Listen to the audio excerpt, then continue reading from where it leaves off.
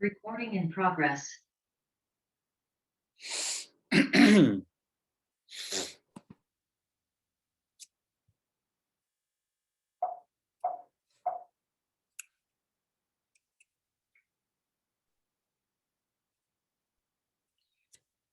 Fantastic. All right. Yes, I'm so glad to see your smiling faces again. So welcome to class. And today is the week of the midterm, and today is the day of the final. The midterm, right? Yeah. So you take it anytime before midnight. Yes, Jaden. Yeah. Sorry. From continuing our question from Reddit. What's the correct flare from now on? Because I want to make sure I don't make that same mistake again for posting. Oh yeah. Oh, all right. So how about someone else can answer this question? If nobody answers this question, I will be happy to answer. Hang on. Let me make sure I get my camera on here also on the iPad. Yeah. Please go ahead. Right, Jaden, ask your question. If Tim or Kate can answer your question, that would be fantastic. Otherwise, I will answer it. Okay. What's the correct flare for Reddit posts when you need to ask the question for a quest?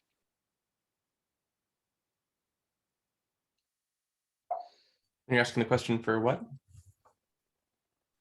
So when I was posting questions I want to ask for certain aspects or for help on Reddit, I got a message from the teacher saying that I was posting the wrong flare, and I don't know which tag flare I should use. Yeah, so we have like a foothill like general flare, but like if you're asking a question specifically about a quest, like each quest has their passcode, you know, and like there's a flare with a word from that passcode for each of those quests. Oh, okay. So if I have a question to ask about quest 5, I will use Serpent. I believe that's correct. Yeah.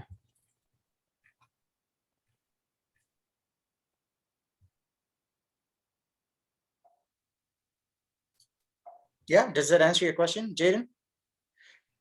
Yeah. So it's a bunch of flares. You can easily pick them, right? Because based on the quest you're currently doing, usually it's the animal on the first page. Yes, I guess so. When I was doing quest number 2, I needed help with that. Everyone was using J, so I assumed that was the right. That was the one. Yeah. You need to place Zebra it is. Yeah. So the zebra questions, quest 4 are related to zebra. I don't think there's any looping in quest 2. Yeah. All right. So I'm actually excited to take that program that we wrote on Tuesday and take that to the next level. I had some ideas yesterday, and I'm eager to try them out, obviously. So here, okay, well, you know, I'm going to say what I want, what I have in my mind as a plan for today. And I don't know if we're going to get to that or not. Maybe we'll get to it next week, you know, because, you know, objects and classes, we have to do it for a couple of weeks, I think, because we started a week early. And but this is what I had in mind. I think what we can do is today develop that class completely for a screen. No, that's not a console, right? This virtual screen that you can print on the console repeatedly. And maybe we'll also write a method to draw a very simple stick man on that screen, right? A stick man with, you know, a square face and sticks for a body and the limbs. Okay, so we will try and draw that person. Hopefully, you know, Huan or someone who has an iPad can join, so we can actually draw it on a piece of paper, so we can get these coordinates and use them. And if time permits, we will create a flip book effect of drawing a frame and then erasing it and drawing the next frame, erasing it and drawing the next frame. Well, at the moment, we're going to do it 1 per second because we didn't figure out microsleep, right? But still, you'll get the effect, right? You'll have this stick man moving on screen, 1 second at a time, like this, right? And then in your mind, you can play it and see, well, if I change that sleep to a micro sleep, then I can have 16 frames per second. I think 16, you can look it up on Wikipedia, right? 16 frames per second is sufficient to fool the brain into thinking it's continuous motion. So it'll actually look like the person is actually moving through your screen. And then we'll use that opportunity to talk about how what things need to be improved, how we can improve those things, and essentially what how graphics programming works. That's basically what we do today is the core of all the graphics libraries you'll see out there. There's other sophisticated algorithms that you'll find in graphic libraries, like if you have a three-dimensional surface, a three-dimensional object, and you're looking at it like this, you should not waste computational resources in drawing the backside of the moon. Yes, you're never going to see the back of the moon, right? Why would you waste a lot of computational resources drawing the craters on the back of the moon? Yes or no? Doesn't make sense? So a lot of the really sophisticated algorithms in computer graphics are designed for saying, well, we just want to have a successful illusion, not really simulate reality, right? We want to successfully simulate. Even if you go to Unreal, right? Strangely enough, even if you go to Unreal or a VR toolkit and develop a complete immersive solution, immersive 3D application in which you're interacting with people, right? Or avatars in 3D, right? It's incredible. You think about it. You're interacting in an application that you write, which has characters in 3D. Now, the thing that most people don't realize, it's so fun, isn't it? Just to think about it. The thing that most people don't realize is that even though the characters you see on the screen look like they're 3D, right? The back of the characters is not even being drawn. As if you're looking at it in a flat interface, like even if it's in your visors or goggles or whatever it is, or your screen, the back is not being drawn. What you're seeing is only the front facing. So if I look at Kate or Tim, for example, right, I'm not actually looking at a 3D person. In fact, I'm only looking at the surface projections of your faces and bodies, and what's behind is completely hidden and it's not drawn, right? The algorithm for Zoom or any of these graphic libraries, they do not draw what's in the back. Now, if they did decide to draw the whole thing, right? Because technically, if let's say you are in an immersive application, which you created with Unreal, I can show you how to do that, right? I mean, if you go all the way to CS2A, 2B, 2C, I can show you how to create a really cool immersive application in 3D VR using the Unreal toolkit. Maybe hopefully Apple VR will come out by then and may have a better interface, but certainly Unreal is really cool, right? And it's free and easy to use. I can show you how to use it. So even if you went ahead and created something in Unreal, like a Fortnite game, right? And in Fortnite, your opponent is here or your NPC is here, and you can maneuver around the person. You can see that person from all sides, right? So it gives us a successful illusion that that person is actually 3D. However, it is an illusion. We should never forget that it is only an illusion, because what you look at is basically Unreal reacting, the engine, the physics engine, reacting to your position and saying from that position, which parts of this object are visible. So those are the only things that I need to draw. I don't need to draw anything that the person is not going to see. And the moment you change your position, it's going to recalculate everything. Now, recalculating everything is a whole lot cheaper than drawing things that are not going to be seen. Now, this is one of not just computer graphics, this is one of the core insights in all of computer science, right? Right now, as we're speaking, some of my CS2C students are really fighting, right? Banging their heads and getting frustrated and fighting with solving a quest in which they get the password they can't get the password to move on to the next quest because their algorithm works, but it does not work for big data sets. It works for small data sets, but it does not work for big data sets, right? And the reason it doesn't work for big data sets is because they have to figure out over many sleepless nights. There's no way around it, okay? You have to spend many sleepless nights to figure out what the hell am I doing that I don't need to do, right? Because you could be doing everything right. You could be doing every single thing right, but you could be oversolving it. Meaning that you could be doing everything right, but a lot of things that you're doing right are totally useless. You should not be doing it. And that is the way to get algorithms to go faster. Now, figuring out what needs to get done, what does not need to get done, is what, is executive insight in computer science. Okay, because if you let newbie programmers to code something, they're full of energy and enthusiasm. They'll code everything they can get their hands on. Okay, little problems totally not relevant to the company mission, they'll be coding, right? And so it's important for an executive to step in and say, well, this is all fun, but you should be doing it at home, right? And even though it's going to be helping you, maybe it'll help us and you get a bonus for it, but it's not part of the mainstream project, okay? And but so because when you're down in the trenches, you want to see the whole thing, but out here you cannot afford to see the whole thing. You say, well, I'm going to settle for less than perfect vision because this illusion that works is good enough for the rest of the world. Okay, and so you do that, and everything is built around that in computer science. So you can quicksort with very simple algorithm, right?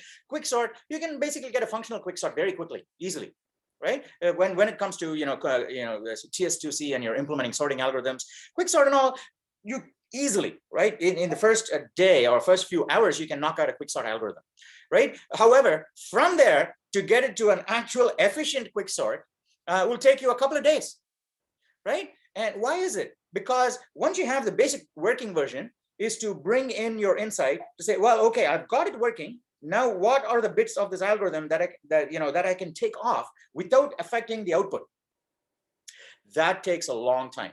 Okay, and especially if you don't have something to measure yourself against, this is a real risk saying that, well, I've done everything I can, this is the fastest it could be. However, if you have a real need for high performance computing, then you have an objective test set and say, well, this is still not fast enough. There must be something I'm overlooking, right? And you look at it from all angles and you can't see anything and say, well, this problem was probably not computationally tractable within these bounds. So it's impossible. I'm going to tell my manager it's not possible at all. In fact, I can prove it on the whiteboard. And then you go to sleep, and the next day you're talking to your manager and you're trying to prove to the manager, make your point, saying, hey, you know what, you asked me to do that, but it's not possible to do that in linear time. Here's a proof, and then you're doing the proof, and as you're doing the proof, you just realize, oh my gosh, I totally overlooked that. I'm really sorry. Let me go back and fix that. Okay, I got it now. Okay, so I don't know. Maybe you haven't had that happen to you. I've had that happen to me. Okay.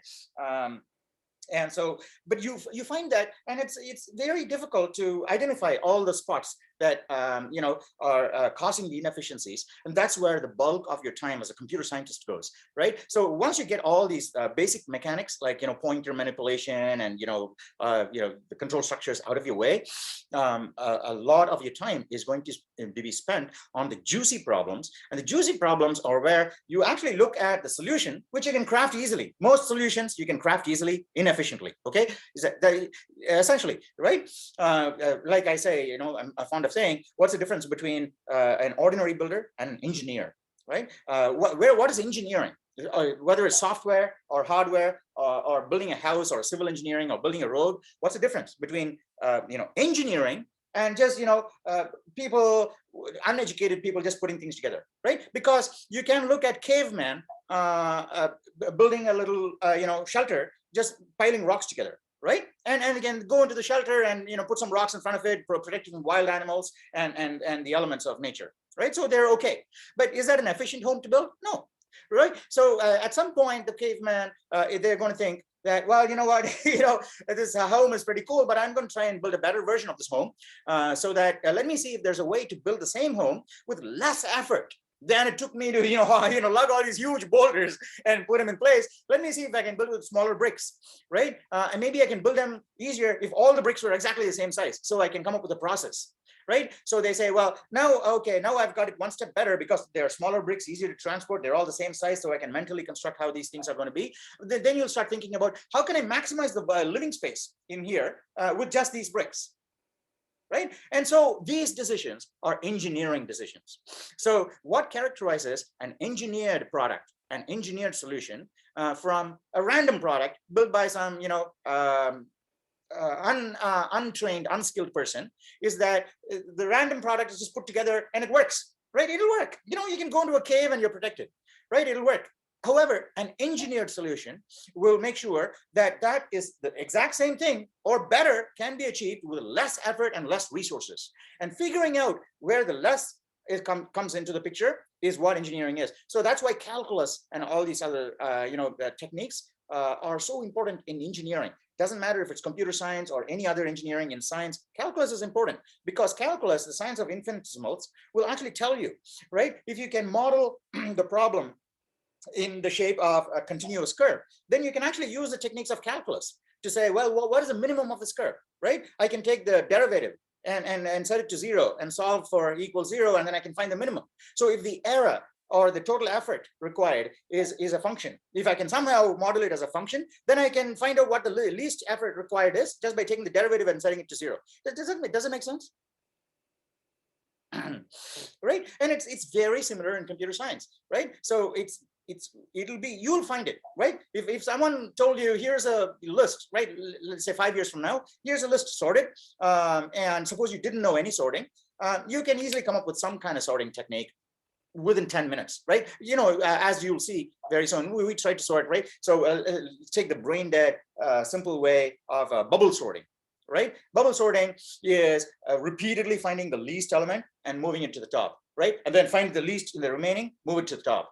Find the least in the remaining, move it to the top, right? So each time after you move it to the top, you have one less element to consider, yes? So how many elements will you have to consider all together? The first time you consider n elements, the second time you consider n minus 1 elements, the third time you consider n minus 3 elements, and the last time you consider 1 element, yes? When you're trying to sort it using this very trivial and simple technique called bubble sort. However, if you look at the total number of comparisons you have to make, you can say that, well, it is an inefficient sort designed by someone who does not know computer science really, because the total number of comparisons is actually 1 plus 2 plus 3 plus 4 all the way up to n, right? Because it's basically the first time you have to do n comparisons to find the minimum element. The second time you have to do n minus 1 comparisons to find the minimum element and the remaining elements, right? So n plus n minus 1 plus n minus 2 and so on up to 1. Which, you flip it around because addition is commutative. It's 1 plus 2 plus 3 plus and so on up to n, right? So in math parlance, instead of writing so many letters, people usually compress it so it's easier to write. They write sigma n, right? Sigma, the Greek letter sigma, means sum of all the terms up to n, right? So that's a short form. Many people look at the sigma and instantly turn their minds off because it's Greek and and it's math. But it's just a short form for something that people have found a pain to write, right? So yeah, bubble sort, right? So if 1 plus 2 plus 3 and so on up to n, what is that value? What is the sum? What is the sum of 1 plus 2 plus 3 and so on up to n? It's n times n plus 1 over 2. Yes, that is the sum of the first n terms of an arithmetic progression, where difference is 1, right? So 1 plus 2 and so on. So n times n plus 1 over 2 is n squared plus n over 2. Yes, if you open up the parentheses and take the n inside, it's n squared plus n over 2, isn't it? So n squared plus n over 2 is quadratic. It's a function of the square root of the square of n. So quadratic is a parabola. And so if a bubble sort, as the number of elements you have to sort increases, even though your thing works, right, it's going to take slower and slower. It's going to take longer and longer time, the more elements you throw at it. At some point, you throw a lot of elements at it, it's going to be horrendously slow because it's a parabola, right? It'll be up there. And so anyone can do a sorting method really quickly, but where an engineered solution, right? So someone who has studied engineering or brings the engineering mindset to bear is that they'll say, okay, well, it works now. Now let me see what I can do to make it faster, right? And then a lot of sorting techniques were born out of this basic technique, which is really poor and slow, which is your bubble sort. And people, computer scientists come and ask, well, how can I make it better? Are there any comparisons I don't have to do?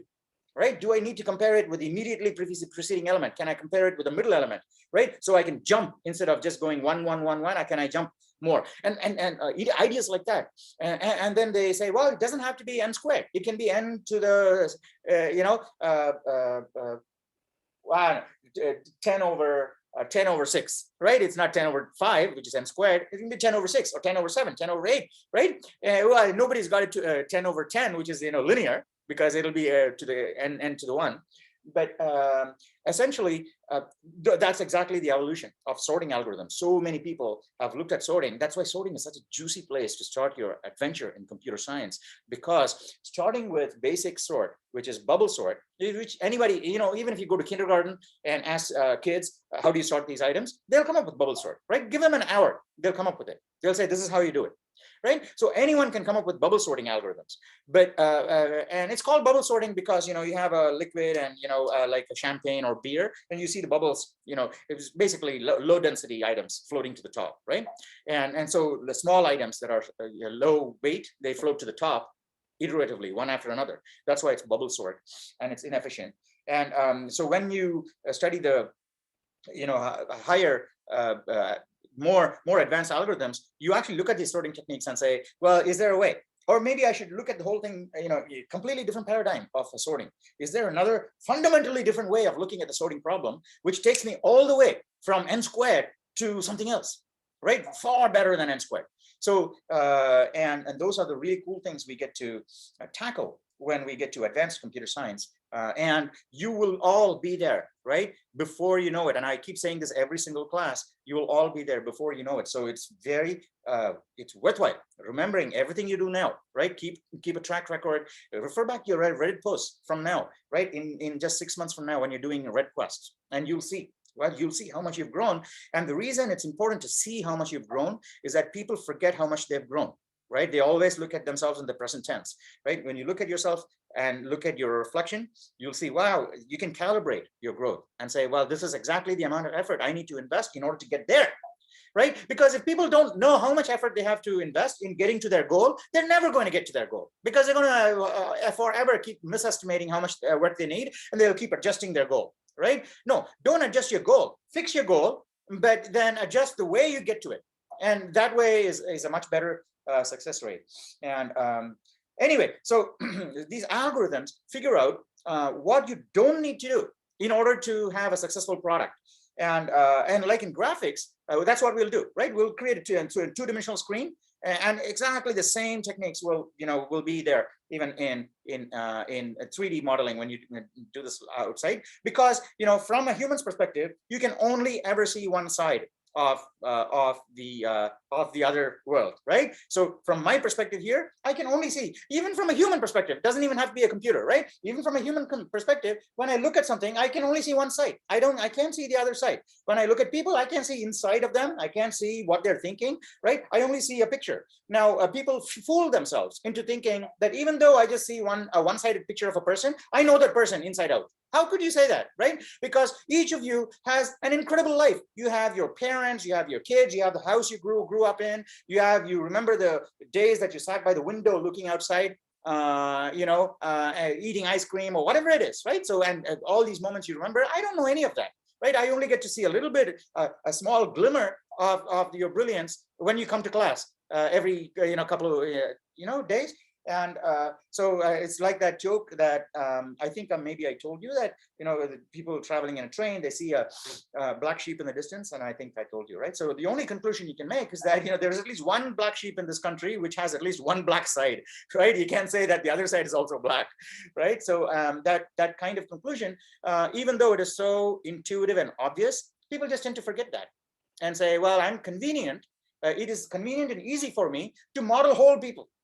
Even though I only see a fraction of them, it's in fact an infinitesimal, negligible fraction. I cannot, compared to your whole personality, what I see or what anyone sees, even the people that are closest to you, right? Even the people that are closest to you, genetically related to you, the fraction of you as a person that they get to observe is zero compared to your total life. Because there is so much in your total life that is absolutely not visible to anyone else, only visible to you. Yeah, and so in science, we do well to keep that in mind all the time. In real life, people don't keep that in mind. Many people are just happy to form judgments about you as a person just by looking at a few superficial behaviors, right? But in computer science and science, we have the luxury of saying, no, I am not bound by silly human laws. I will just be objective, right? So if I have evidence, I'll believe it. If I don't have evidence, I'm not going to believe it, but I'll call the evidence that I do have, saying, well, I do see one side of the sheep that is black. And so we bring that in computer science and say, well, you know what, I have to draw something, but I don't have to draw the whole thing. I only have to draw the front side of the moon. I don't have to draw the back side of the moon, right? In fact, I don't have to model a sphere unless it's absolutely necessary. I can just model a circle, which is a whole lot easier, right? By the way, today we won't draw a circle, right? I can leave that as a challenge. We'll only draw straight lines and things that can be drawn using straight lines, right? So, for example, that's why I picked the stick man. Yesterday, the day before yesterday, I was thinking after our class, I was thinking today's Tuesday or Thursday. Today's Thursday. Okay. So yeah, after our class, I was thinking we'll draw a stick man with a round face, and then but then I realized yesterday that drawing a round face will probably take a whole lecture, and we won't have time for that. So we'll just do a square face, which is so much easier, and we'll be able to get through with that today. Okay. So I think it's going to be a fun class, and we'll do a lot of interesting things. So please feel free to chime in at any time, and today the person who takes the screen hopefully will be able to cut the code to take the code that who coded last class. I forget. Was it Michael? Who coded last class? I forget. Someone coded last class. Was it Anthony? No, Anthony was a class before. Oh, it's a pity he isn't here. He sent me an email. I think he would have enjoyed what we're going to do today. Does anybody remember who coded last class? I think it was Michael. It was Michael, right? Yeah. Thank you, Kate. Yeah. Okay. Okay. If you can pick, he did post. Yeah, that's right. He did post the link on Reddit. So if one of you can just click on the link and share that screen, we'll just go into online GDB and take the code from there, and we'll see. And also, I think when I read the code that Michael shared, I actually noticed a couple of small bugs. Okay, because we never ran the program, we couldn't tell, but there were a couple of small bugs we can fix, and then we can take that to the next level, right? So who would like to? Well, we can wait for a little bit longer. 2 more minutes, all right? We can start at 8:30. Maybe we can. If you have any questions in the meanwhile, feel free to ask me, and I'll answer them. But if not, we can. We can start at 8:30. At 8:30, we can try and code. Okay, one of you can take the screen. Hey Tim, you said you wanted to code, right? You've never coded before. I coded the first week when we had that Windows 11 issue, but I don't mind. Oh, that's right. Yes. Actually, every one of you has coded on screen, except no, Jose. Changwan, I don't know. Maybe Changwan has been very active in the forums and helping everybody out. So she may be a little fast but I don't think she'll be fast because she's obviously in sync with the rest of the class, so she'll be able to code at the right speed. Because I know that Changwan and a few other people have also made completed all the quests. So they don't have to code, but it would be nice if we do have someone who is hopefully less experienced and less and more less confident, right? Less confident. That's what I'm looking for. Okay, I want people who are less confident in coding to code, because these are the opportunities to improve your confidence. Okay, at the end of the class, you'll feel that, well, you know what, I thought I couldn't do it, but it's so easy. Right now, you'll take on more of these challenges, and later on in a team meeting with your colleagues in a company, you'll say, well, this is what I coded, right? So can someone take a look at it, and we can debug it and so on. Because I know in team meetings, some employees are reluctant to show their code, right? And say, well, I did this yesterday, but it's not working. Can someone help out? They'd rather go back to their own desks and try to pour over their code when it would have taken a fraction of the time to just put it up, and someone would have said, yeah, but that's where the issue is. And I find that it's largely because they're concerned that they're concerned for all the wrong reasons. Okay, they're concerned for all the wrong reasons. And so you should not feel like that at all. We're all total friends here. Okay, we will try to help you. And the goal of the exercise in coding is to just get you comfortable. I'm pretty sure that you can ask anyone who has coded before, right? Kate, Tim, Jaden, Hasanta, Jose, maybe Shangwin also coded. I forget, right? So you can ask anyone who's coded before. I'm pretty sure, and correct me if I'm wrong, right? Did the experience improve your? Maybe you're already confident, right? So if you were underconfident before, did the experience of coding in front of your classmates help? Yeah. See, it absolutely helps, and so that's why everybody should just jump at this chance. And really, I'm happy to be able to teach these classes via Zoom because I never got an opportunity to do this when I was teaching face-to-face in class, right? Because also in class, when I was teaching face-to-face in class, you can look at all the old videos that I have on YouTube, right?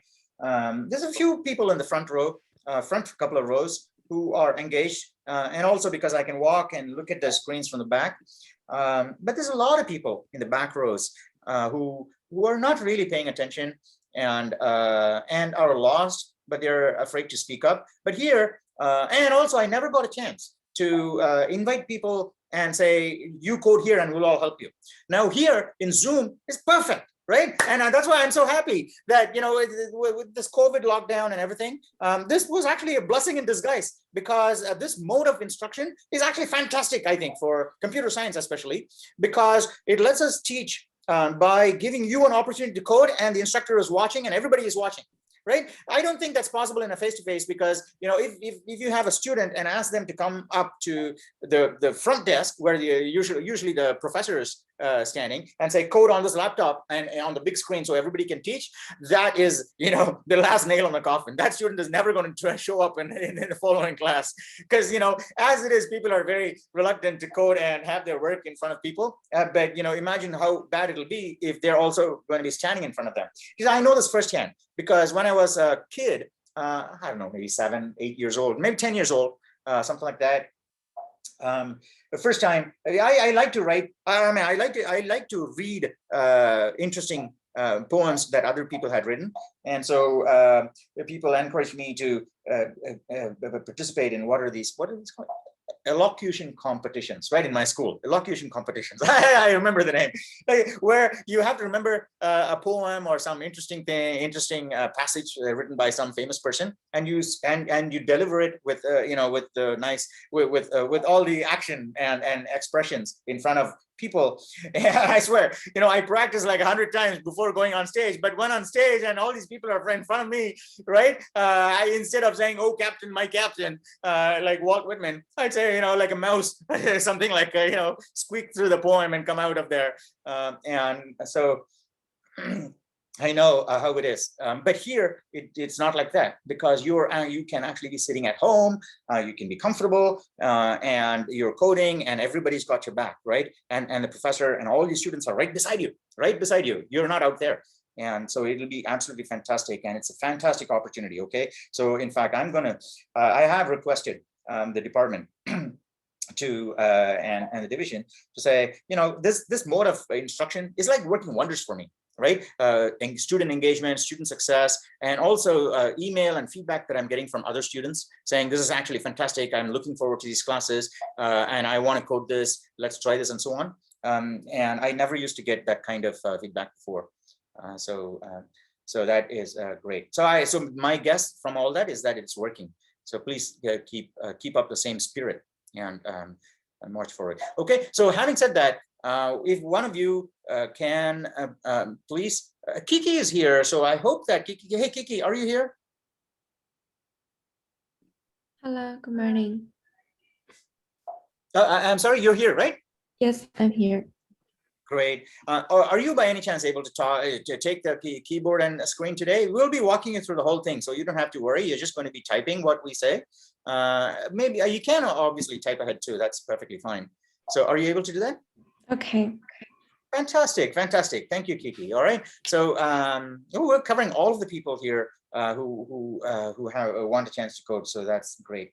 And obviously encourage your classmates also to come to class and code. All right. So Kiki, what you need to do is open up an incognito window, right? Private mode browsing in Chrome or Safari or something like that. Do you have a Mac or a PC?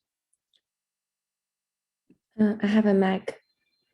Right, just open up one of your browsers and go to Chrome Incognito, and then go to the link that Michael posted for that code. Okay, and what we'll do in Reddit, he posted that in Reddit. What we'll do, I think that it is possible to fork the code. Okay, so there must be a way in which you can say fork this code. I want to start editing it. So let's see if we get that, and then when we can start editing that code. Okay. Jaden, you bored?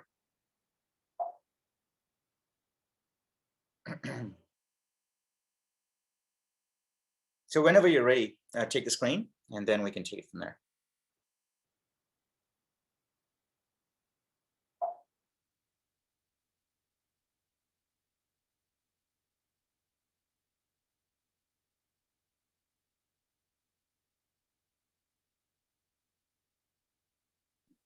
Should I copy paste to the VS Code or just? Yeah, no, not the code, not the code, just the URL.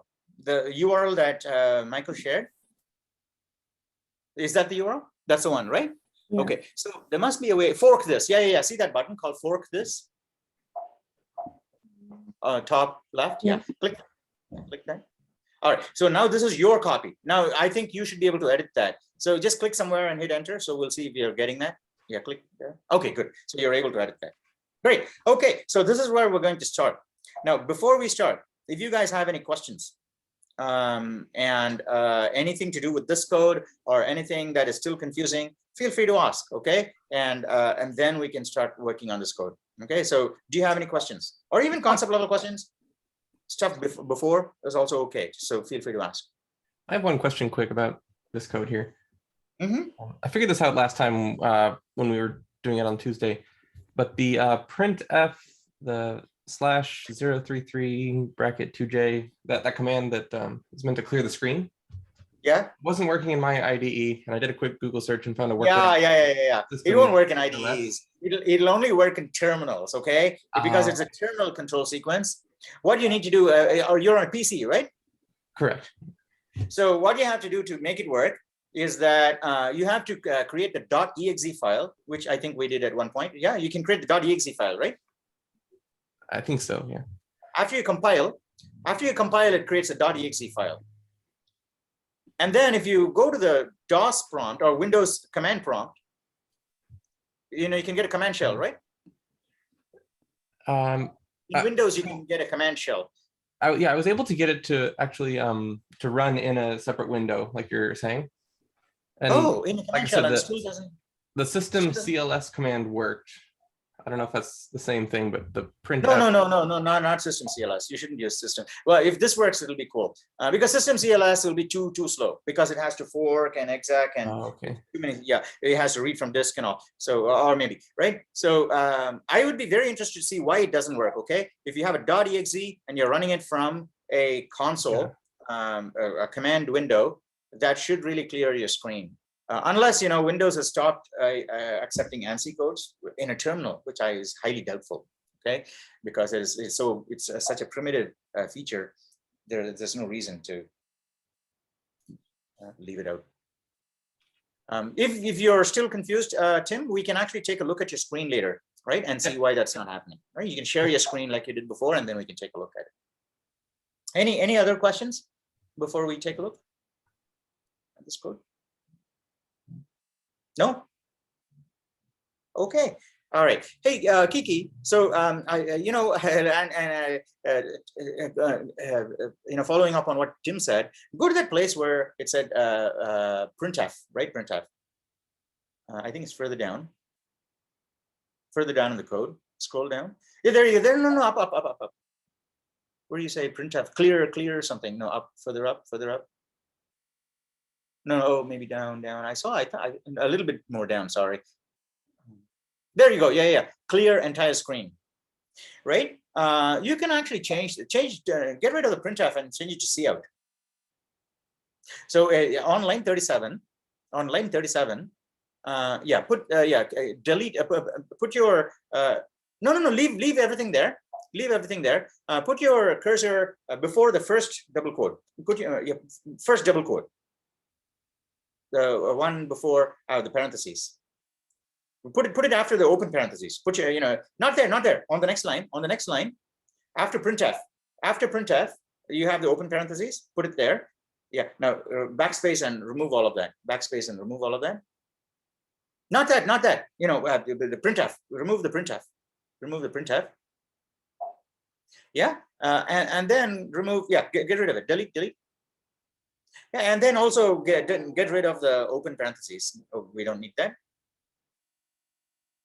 Yeah. And then type C out. No, right there. Put C out, and then left shift the string. Left shift. Yeah, thank you. All right, and go to the end and get rid of the closing parentheses. And because it does not have a new line at the end or endl, we need to flush C out to make sure it actually goes to the console. Otherwise, it won't. Right. So on the next line, you say C out dot flush.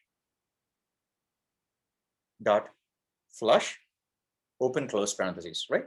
See, flush, F-L-U-S-H. U-S-H. Yeah, open close parentheses, semicolon.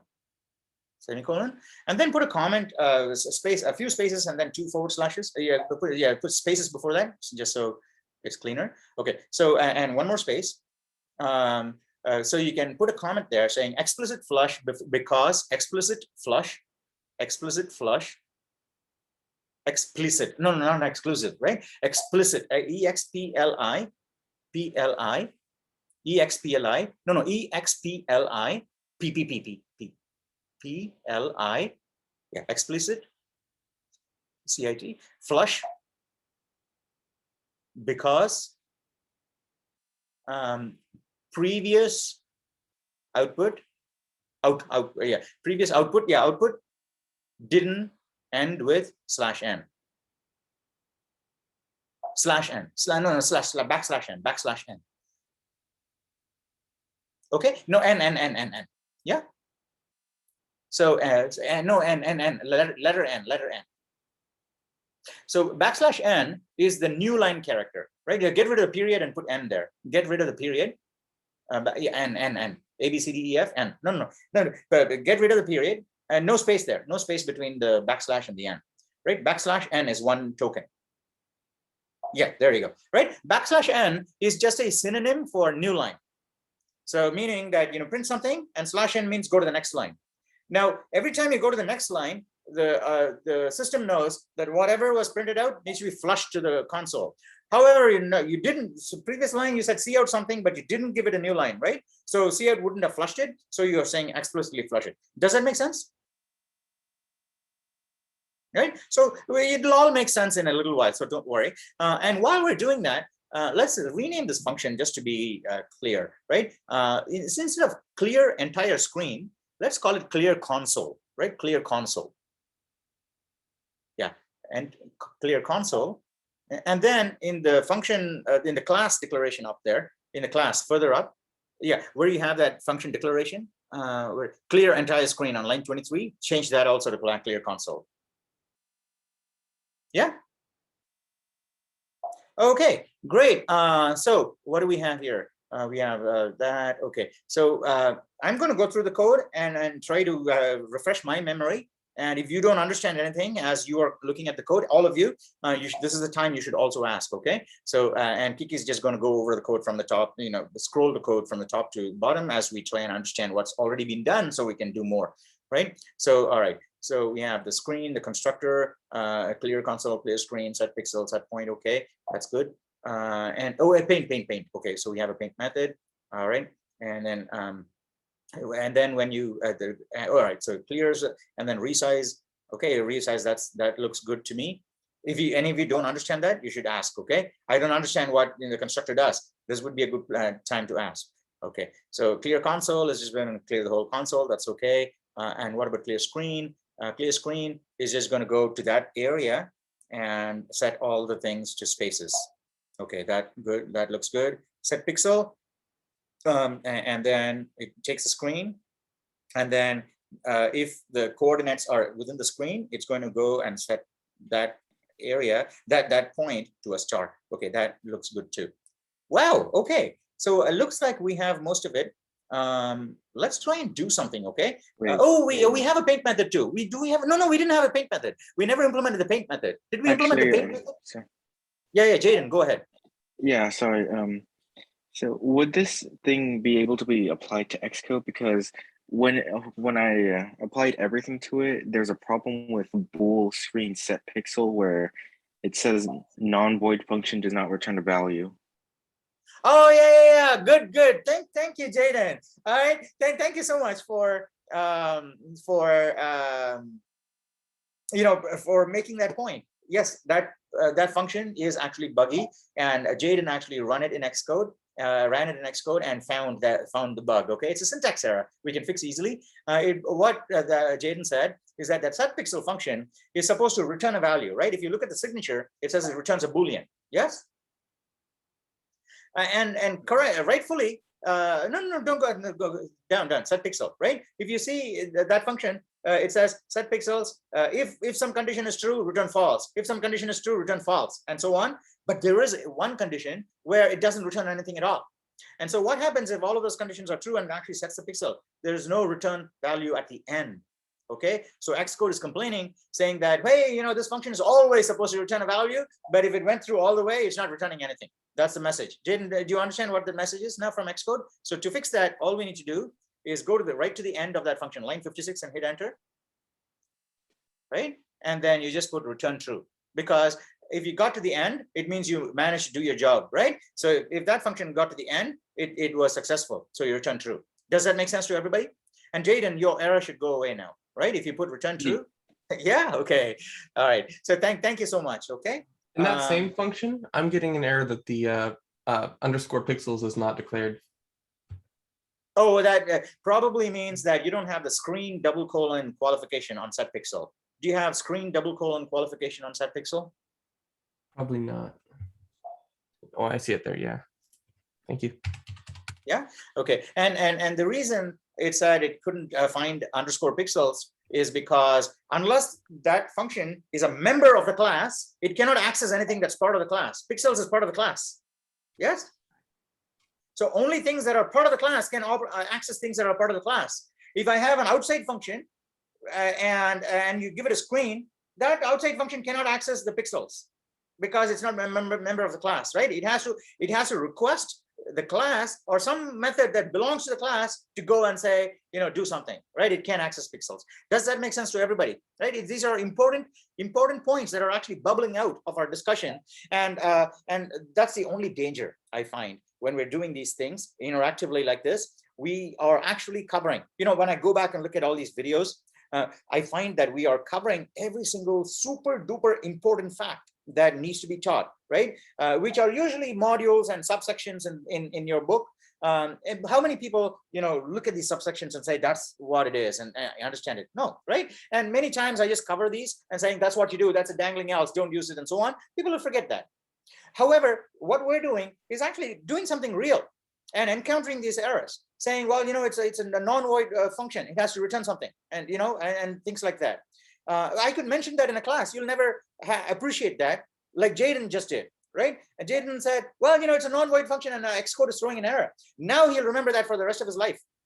Yes, because you actually ran into it. Now, just like that, here, putting the qualifier so that it can access the internals of the object. Those are like super duper important aspects of object-oriented programming, which if I just gloss over it in passing and describe it to you, no matter, even if I use 1,000 slides, right? 1,000 freshly, nicely decorated slides on screen and say, wow, that's how it happens. And I could, do all these, theatricals on a big stage.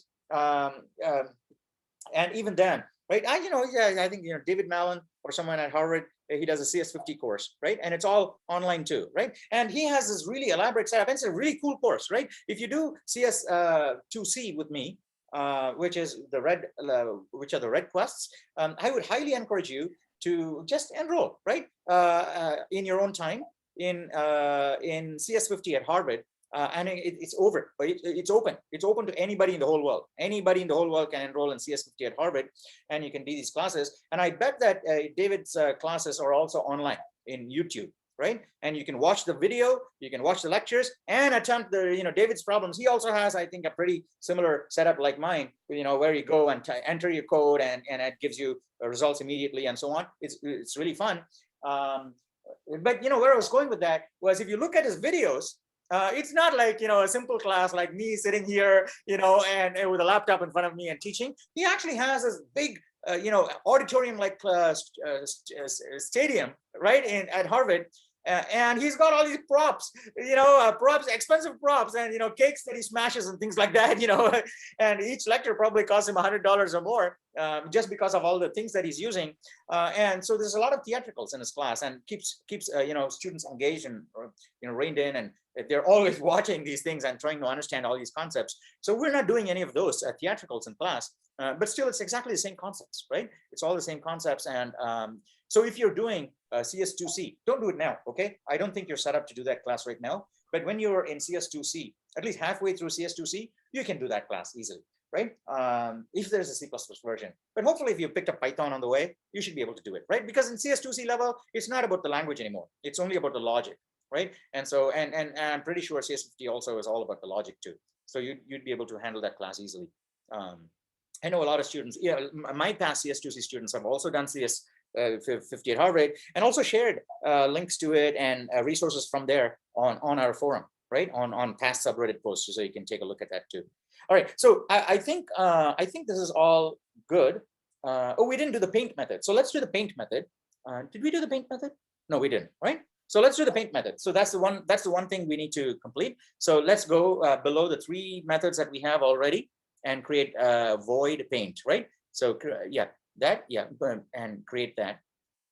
After, just before main. Yeah, there you go. Thank you, Kiki. You already have a good sense of where things need to go. So that's fantastic. All right. So and then put the screen qualifier in front of paint so that we won't run into the error that Tim ran into. So before the word paint, say screen : right? :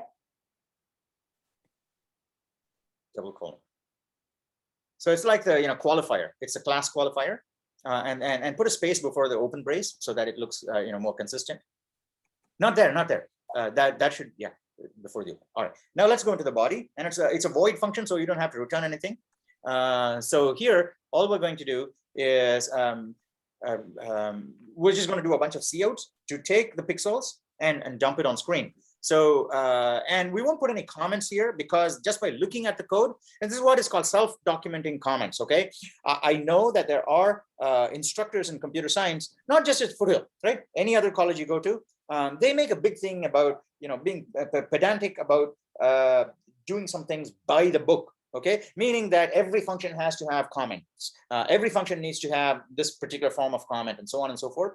But then I think that defeats the purpose of programming itself, which is to think through the logic clearly, and also to write self-documenting code, right? I have seen top-notch programs, right?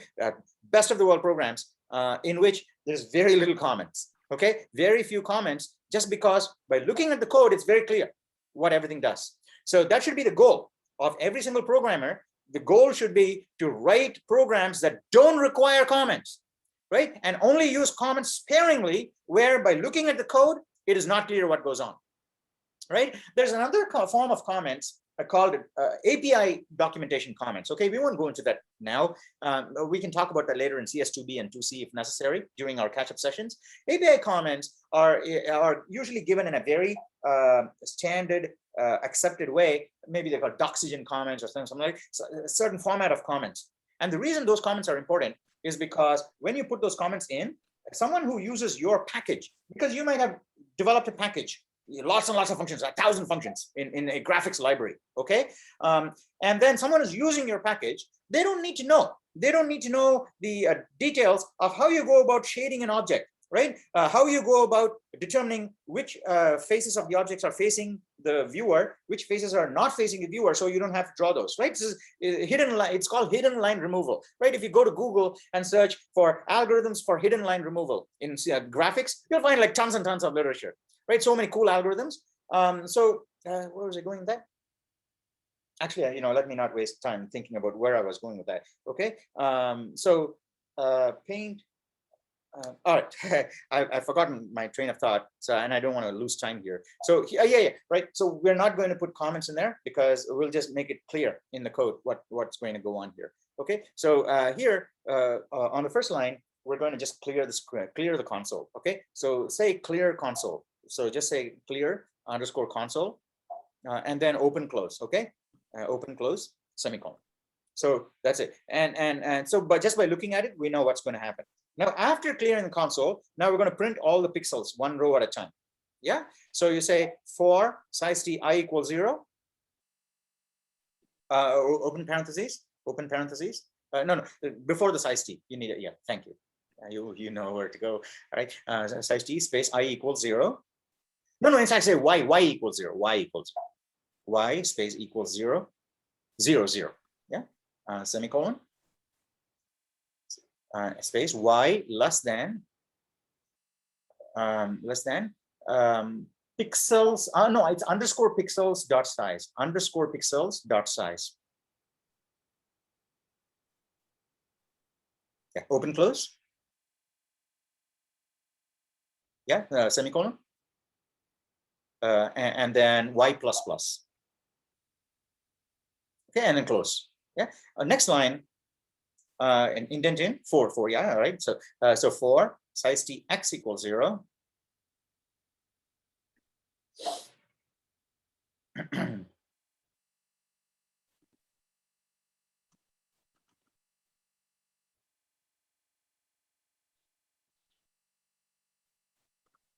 X less than pixels of y, you know, pixel square bracket y, pixels square bracket y. No, pixel square bracket y of size, right? Pixels, after pixels, you need square bracket y, right? Dot size, now dot size, because pixel square bracket y is also a vector of characters, isn't it? Because our screen is basically a vector of vectors of characters, right? Each line is a vector of characters, yes or no? Each line in a screen is a vector of characters, right? And then we have a vector of those lines. So we have y lines, and each line, each of the y lines is a vector of x characters. So the first thing we do is find the y, right? That is pixels of y, and that is a vector. Now we want to index into that vector. That's what we're doing here, right? Semicolon, x plus plus. Right. So on the next, so now put a space there and then curly brace, because we need 2 lines. No, I think we don't need 2 lines. All right. No, we don't need. Right. Go to the next line. Go to the next line. Right. Yeah. And then tab in. Hit tab. Yeah. All right. Now you say C out. Left shift. Underscore pixels. Square bracket y. And then square bracket x, and semicolon right there.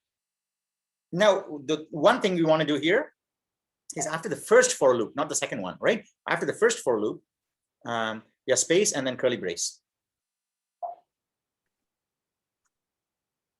Curly brace. Now, take that closing curly brace and put it after the second for loop. So get rid of line 64. And the blank line above that can also go. Yeah, get rid of that line too, blank line. Right now, after the second for loop on line 64, hit enter. No, after. No, not there. After, right? Yeah, there, enter. Now, this is not part of the for loop, because the for loop doesn't have braces. So go back, and it's part of the first for loop, not the second for loop, right? So backspace 4 times. There you go. Okay. Now you're going to do C out, left shift, endl, ENDL, right? Semicolon. Now enter, and then close the brace. That's it, right? Now get rid of the blank line after that. Get rid of the blank line after that. Okay, all right. Now we have our paint function also ready. We are actually ready to create a screen and print it. Okay, so let's try that. Let's go to our main, right? And in our main, where we on line 71, where we create a screen. Let's create a screen. Let's say 60 characters long and 50 characters tall. Okay, so we give x comma y, right? So it'll be 60 comma 50, right? So 60 comma 50. Okay, all right. Now, yeah. Now enter. Now you're going one more enter. Now let's put just to make sure that everything works, we have a screen. Let's put a dot in the top, in 4 corners, okay? In the 4 corners of the screen, let's put a dot and then print it out to make sure we get that, you know, rectangle. So you're going to say screen dot screen. No, scr dot, you know, our variable scr. No, I think it has to be lowercase scr. Yeah, dot. What is the method? What method did we use? What is our method to draw a point? What is it? Set pixel? We call it set pixel. Yeah, set pixel. Set pixel. Right. So set pixel. Yeah. So we can go, you know, to our main. To our main. Set underscore pixel. Underscore pixel. And the first point dot we're going to set is 0, 0. Right. So open parentheses.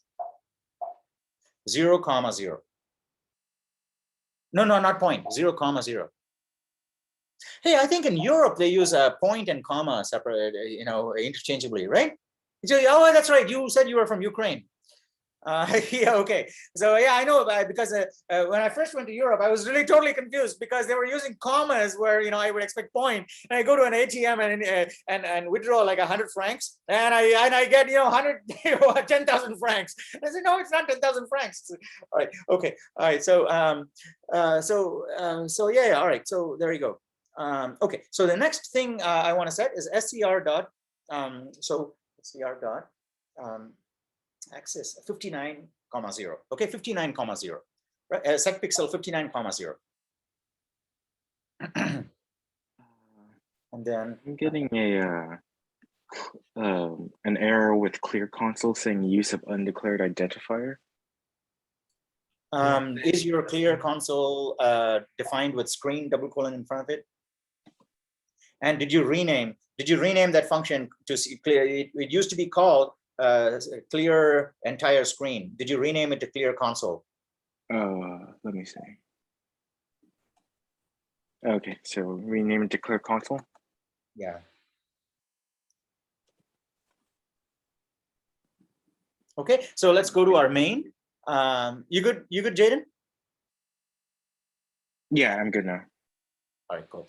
I actually love it when you guys are also trying things out, you know, even when Kiki and I are coding, I like, you know, Tim and Kate and Jaden and Anthony last class, also trying it out, like Jose also. Yeah, I remember all of you also trying to code at the same time, Chongwen, and so that was absolutely fantastic. Okay, and those are the things that make me very happy.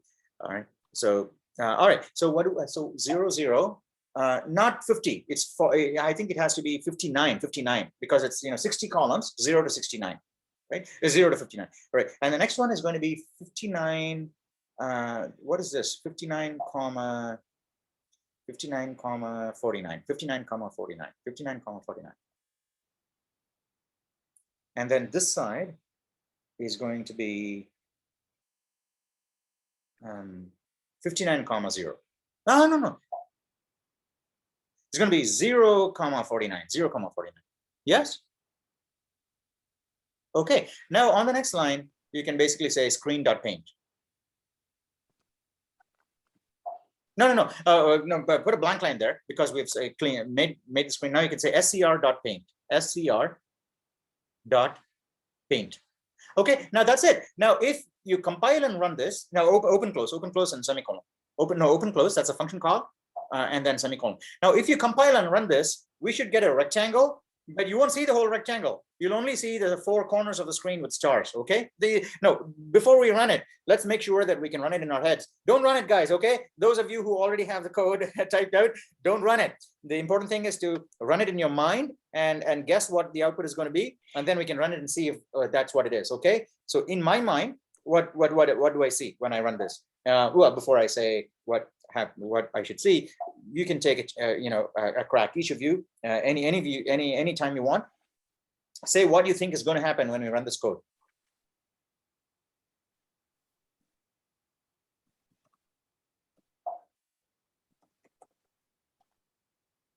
Take a guess, okay? It doesn't matter. Just feel free to just guess and say what you will see when we run it. Not a big deal. Oh, you know what? We yeah, you know, that's good. That's good. Yeah, I think it's fine. Well, take a guess, okay? It doesn't have to be correct. Well, I'm going to tell you what's going to happen, and I'll also say, well, you know, that's why you thought this, and because you overlooked that, and this is what is going to happen, right? So I'll tell you, it's the, but what I explain will make a lot more sense if you actually venture with any guess, right? It could be a wild ass guess and say this is what's going to happen. But if I say no, well, this is what is going to happen, this will remember, you will understand this much more than if I was to tell it to you cold. Okay, so take a guess and say what do you think is going to happen when Kiki runs this program, compiles and runs this program. So is set pixel going to print those little asterisks at each corner? Yes. In fact, set pixel is not going to print. Okay, and here's an important distinction. It is not going to print. What is it going to do? Set pixel. It's not going to print on the console, right? It's going to set that equal to those values of x and y in the vector. So it is going to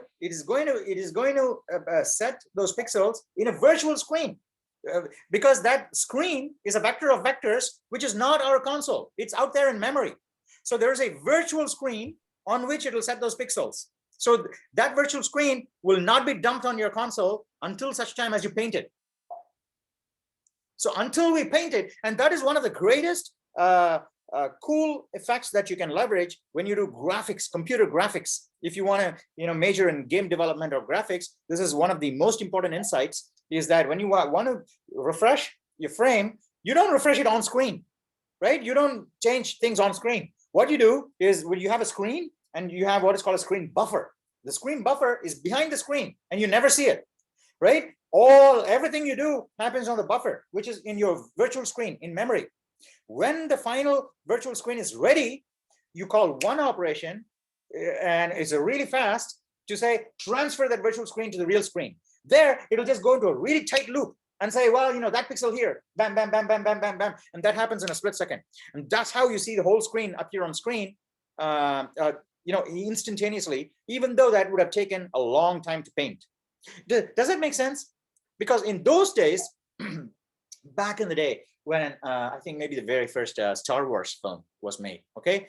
George Lucas and Star Wars. I don't know, do you guys remember Star Wars, the very first Star Wars film and all, right? They had a lot of special effects, didn't it? Had a lot of special effects, the very first Star Wars, right? And special effects were created by a computer. However, in those days, each frame that you see, right? So you actually see a fighter jet, you know, what are those machines called? You know, droids, you know, walking around and in space and shooting each other, bam, bam, bam, and it's like 2 seconds, right? A 2-second screen, a 2-second scene in which some action happens in space, okay? And you come out of the movie thinking, wow, that was a really cool 2 seconds. But how long did it take to make those 2 seconds? Right? That to make those 2 seconds, it would have taken 2 days maybe in those days, because computational power was low. What they would do typically is contact out a firm and say, I want to make this scene is 2 seconds long, and each second should have about 60 frames. So I need 120 frames made. Yes? And each frame has this complex layout on it, right? There's a fighter plane in scene 1 like this. On the next scene, the fighter plane should be here, and so on, right? And in the 5th scene, there's a laser shooting out, and so much and so on, right? So all of that needs to be drawn on the screen before that screen is transferred to film into 1 frame. Yes, so you only see 1 frame, which lasts for 1/24th of a second, but to generate that 1 frame probably took several hours on a compute farm. But these days, you can do all that inside of your Oculus, headset. So you wear your Oculus headset and it's creating these frames in real time, bam, bam, bam, bam, bam, like that. And you're seeing that play out on your screen right in front of that, right? And it doesn't even have to be, and it's not even simple, 3D figures like in Minecraft, right? It's actually very complex scenes with real life grass movement and water movement and shading and reflection, like you see in Crysis and some of these advanced graphics engine games. So you see, it's almost like, once you go in, it's like you're in a different world. It's real.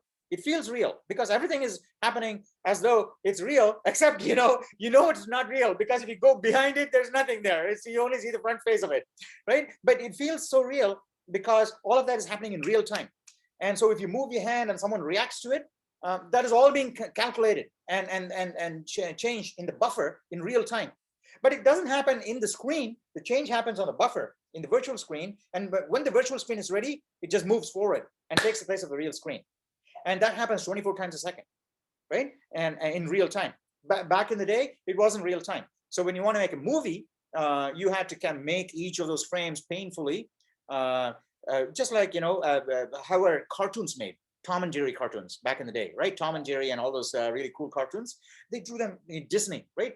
Frame by frame. Each frame was drawn, made adjustments, and then taken a photo off, and then line up all the photos on a, 24 of those photos per second on a film. And that's how you get the animation of Mickey Mouse running around, right? But each frame was constructed separately. With computers, we're just doing it faster.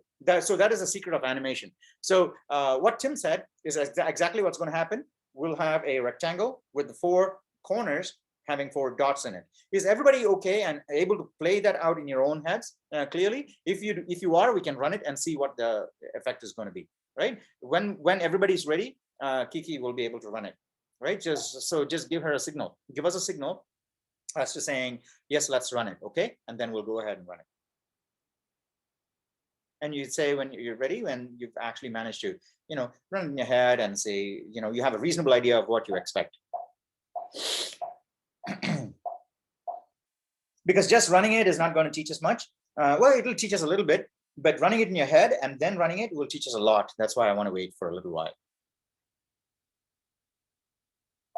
Is everybody okay with that? Hasanta, Jose, Shangwen, you guys should also switch on your cameras, please, if you are able to. And is everybody okay? Can Kiki run the code? Okay. All right. So Kiki, run the code and then increase the size of the console so that we can see. All right, increase the size of the console. Well, program finished with exit code 0. Nothing to run. Did you compile and run it? Okay, so click run again. No, keep it like that and click run again. All right, so why didn't it do anything? So let's go back to our code. Pixels start here, pixels start resize. No, to your main method. Right. So yeah, so go ahead. I think maybe Jaden. because in void screen clear console, it says out of line definition of clear console does not match any declaration in screen. Okay, so that's a different error from what Kiki is having. I'll tell you what the problem is, and then we'll go back to this error, okay? Because I don't want you to be blocked. So what you're saying is that your declaration line for clear console does not match with your function definition, right? So you have to make sure they're exactly the same. So the declaration line of clear console should be the same as your function declaration line, word for word, return types and parameters, right? Clear console doesn't take any parameters, so your return type should be the same. Just make sure that's there. Yes? Yeah, just making sure. Now, in the meanwhile, let's go back to this code. Hey, Kiki, we did do screen.paint. Okay, good. So what we'll do is after you put on line 61, right? On line 61, hit enter. Enter, and just do C out, C out, C out, left shift, just put something there, here, here, I'm here, or something like that, right here, yeah, and here, /n, new line, endl, or endl at the end, endl.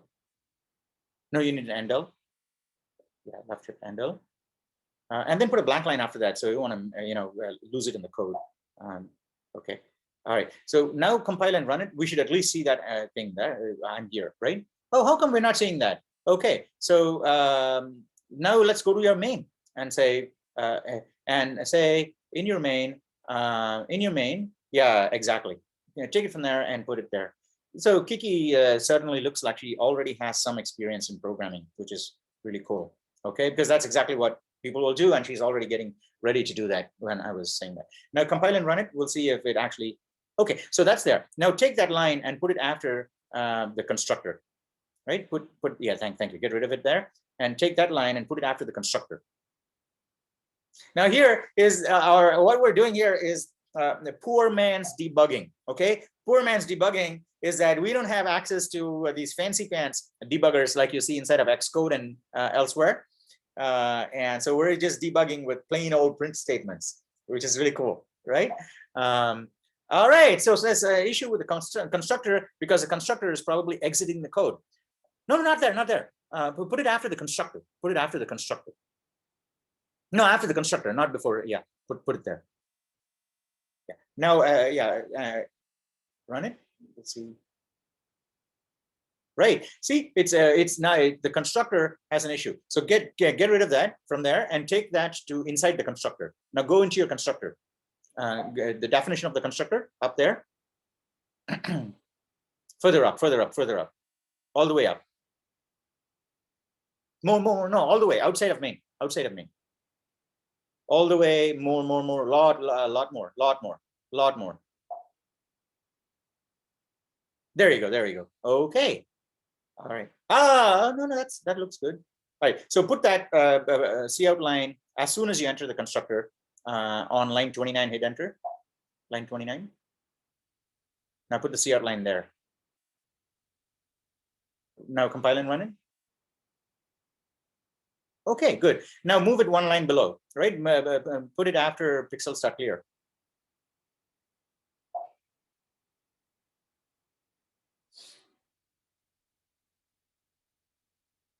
Yeah, let's see if we get run it.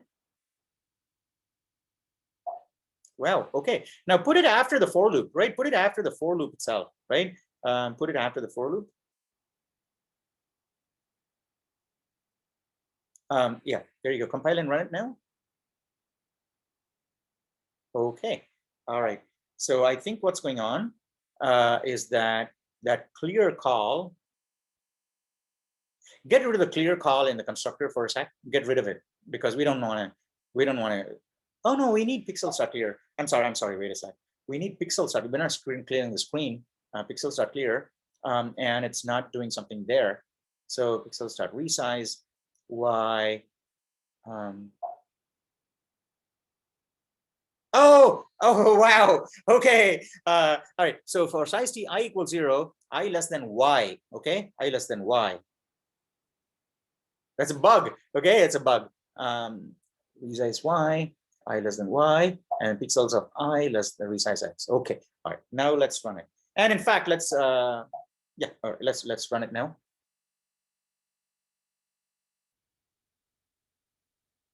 Okay, we're getting somewhere. Wait a sec. Where are those two dots coming from? Where did it print those two stars? Are they 2 dots or 2 stars? I can't see clearly. Wait, here. Oh, they are 2 asterisks. Okay, so there are 2 asterisks. Asterisks is printing those asterisks. Now go back to your code. Let's go back to your code and try to debug it. Okay, so it is clearly setting those 2 values. I equals I less than. All right, so here's what we're going to do. But just before the for loop, go to line 31 and hit enter, and then do a cout.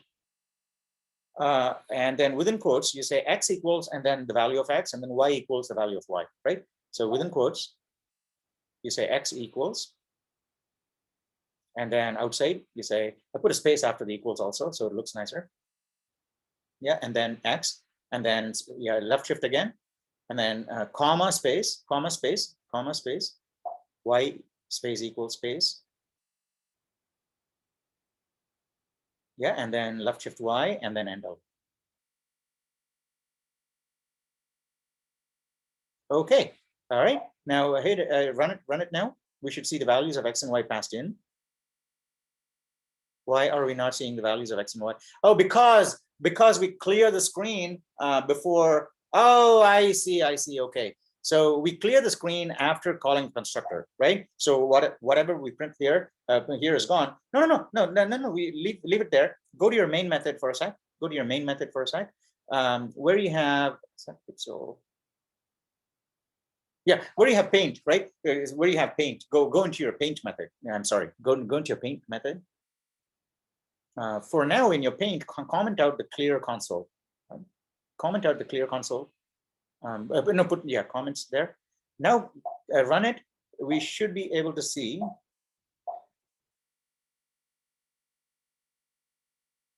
So did you compile and run it? All right, let's take a look at your code. Why? No, I shouldn't be the only one debugging it, okay? Every one of you should be debugging it, but just by following, because the logic here is so simple, isn't it? There's no sophisticated logic here. We're just, we have this and we're just dumping that to screen. So we need to be able to figure out what the hell is going on. So that's what I'm doing, and you should also be doing that. So, all right, y = 0. Now let's trace the execution of the program from the beginning. So yeah, let's go to your main again for one more sec. Okay, your main. All right, so screen, we created the screen, and after comment out the screen.paint, for example, scr.paint, right? I think let's make sure, right? And then just say cout before it, so that there's no clear anywhere, and we'll just say cout. Yeah, just say hello. Endl. Endl. And compile and run it. Let's make sure we get the hello. All right. So good. So x = 60, y = 50, and it is printing. Okay. So all of that is happening correctly. Now, you leave it there for a sec, because I don't know. We can get rid of it when we get to the cleaning up part. Now let's put the screen.paint back in, uncomment the thing, right? Now let's go into the paint method, because that's where things are getting fuzzy, right? So in our paint method, what we want to do is leave that clear console there. And here in our paint method, what we'll do is right at the beginning on line 63, hit enter. Enter one more, and then indent in. And now you want to do a cout. Left shift, width equals. Within quotes, you say width equals. Within quotes. No, within quotes, not double quotes. Double quote.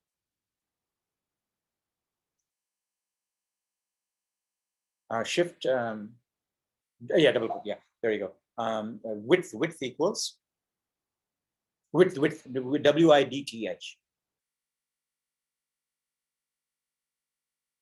Space equals. Space, and then you say underscore pixels dot size. Left shift underscore pixels dot size.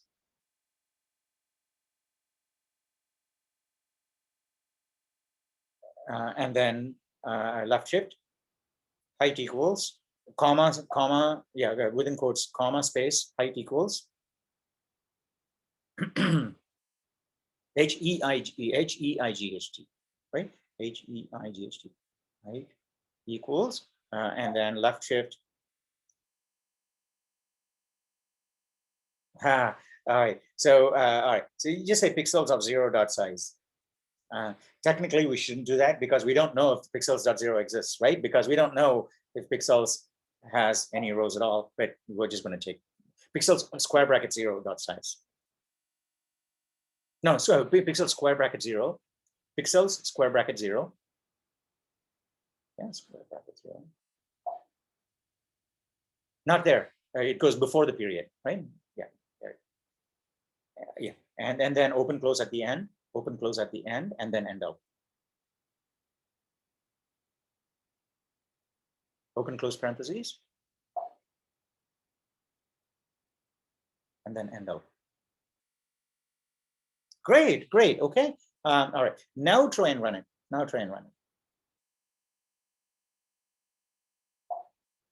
Oh, all right. Good.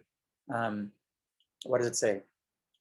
Invalid use of non-static function vector. Oh, where is it? Oh, yeah. Okay. So size needs open close parentheses after that. I think there's the first one needs open close parentheses. Not there. Yeah, get rid of that.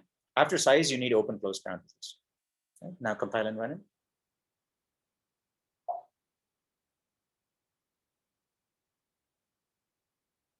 Yeah, compile and run. Okay, let's see what it printed. I think it printed something up there. Further up. No, on the console. Is that the whole console?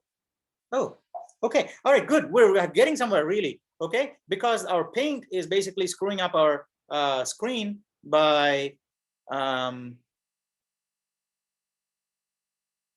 width equals. Why is this not even showing up on screen? Why is this not showing up on screen in our paint method?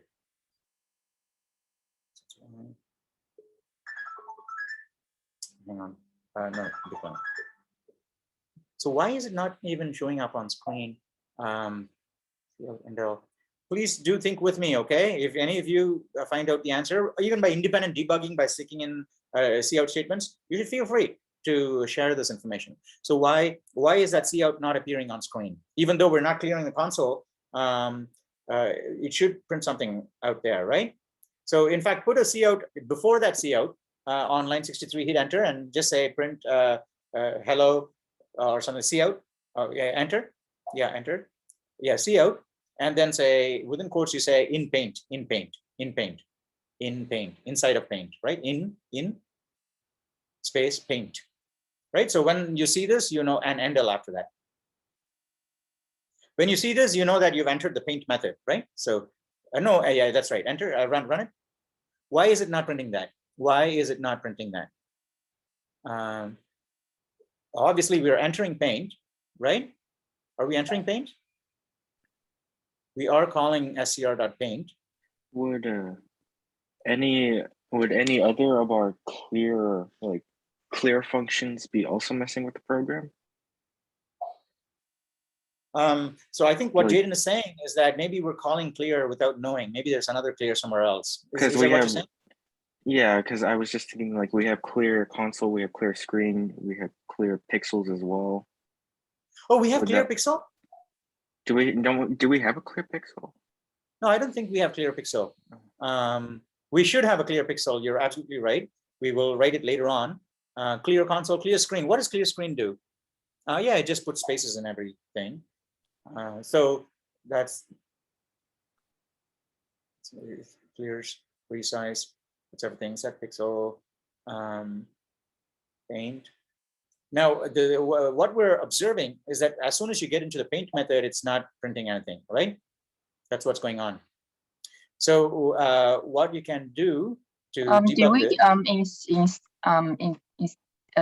instantiate the object? Are we using the static? Instantiate the object, you mean? Yeah. Which object are you talking about? When we're using print method, should we instantiate the object before using the print? Because it's not which line, Chung? Which line is this? Line where you use print, where you call print in the main. In the main. All right, let's go to the main method. You mean scr.paint? Actually, you instantiate. Oh, yeah. On 74, we instantiated the screen object. Okay, then never mind. Yeah, on 81, we're calling a method on that object, which apparently is not doing its job. So we're going to debug this. So comment out. Kiki, comment out 76 through 80, all of those, right? Comment out all of those lines. Before you do that, can I ask something real quick? I've been following. Yeah, sure. I've been following along. I think on my console, I had to scroll up to see. I think mine is printing out the stuff that you've got there. Is it possible you could be further up the console? Oh, you think so? All right, we can take a look. But still, it looks like a bug because you have two stars right next to each other, which shouldn't happen, right? You have the we are printing these stars far apart, aren't we? Oh, wait a sec. Let's go to your paint. I want to see what the paint method says. Go in a paint method, right? So we are, yeah, that's fine. We are printing that pixels of y of pixels y and x. Yeah, I think. And then we're printing a new line. Online GDB has some issue when the output is crossing many lines. When it will have some issue showing the output. All right. How about we run the same command? Kiki, you have a Mac, right? can we run the same command on a Mac? Then we can just do it on a terminal and see what the hell is going on. Yeah. So go to your Mac and run it in Xcode. Oh, before you go to a Mac, just go to cpp.sh. Maybe we'll try another online compiler. Just go to cpp.sh. Yeah. All right. And then copy that entire code from the other one. Yeah, Command A. No, just say Command A. Command A. Hey, Shangwen, are you talking to me or someone else? Oh, sorry, I'm not. All right, okay. muted. No worries. Sorry. No worries. Okay, all right. Command A to select everything, and I'll paste. All right, good. Now, if you run it now, we can see the output on this screen, and we'll see if that also has this problem. Okay. Yeah, run it. Yeah, okay. So SCR, hello, in paint. Okay, now this is all working. Height, oh, width equals 50. We don't have a comma space after 50. Okay, height equals 60. That's good. Now, why is it printing 2 stars right next to each other and no spaces between? So that's one thing we have to look at. And then we should be printing 4 stars, not 2 stars. Okay, so that. Okay, so certainly we're getting a different behavior here. We'll go to Xcode now so that it'll be easier to, before we go to Xcode, let's try one more time, one more thing here to see if we can debug it. Let me also change my glasses, okay? Where the hell did my glasses go? Oh, here. You need glasses to find your glasses. Okay, all right, so that's much better. Where, okay, it went in there, and then after it entered the loop, it's here's what we're going to do. Okay, now we're on line 66. Okay, line 66. Yeah, there you go. At the end, give it a body, right? Space and brace, space brace there. Put a space before the brace too, so it looks nicer. And then there you're going to say cout,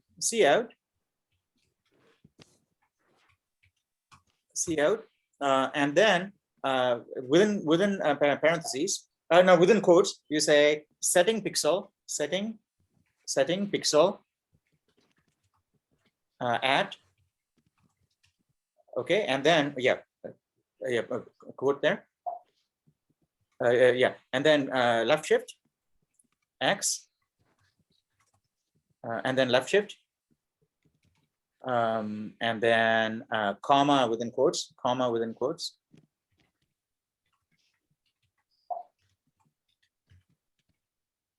yeah, no space before the comma, right? Or space after the comma, right? And then left shift Y, and L. And then after the next line, after 68, close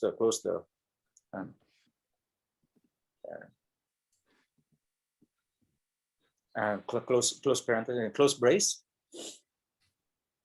Okay, now if we run it, we should see a whole lot of lines saying setting pixel at, and so on. Okay, so let's see.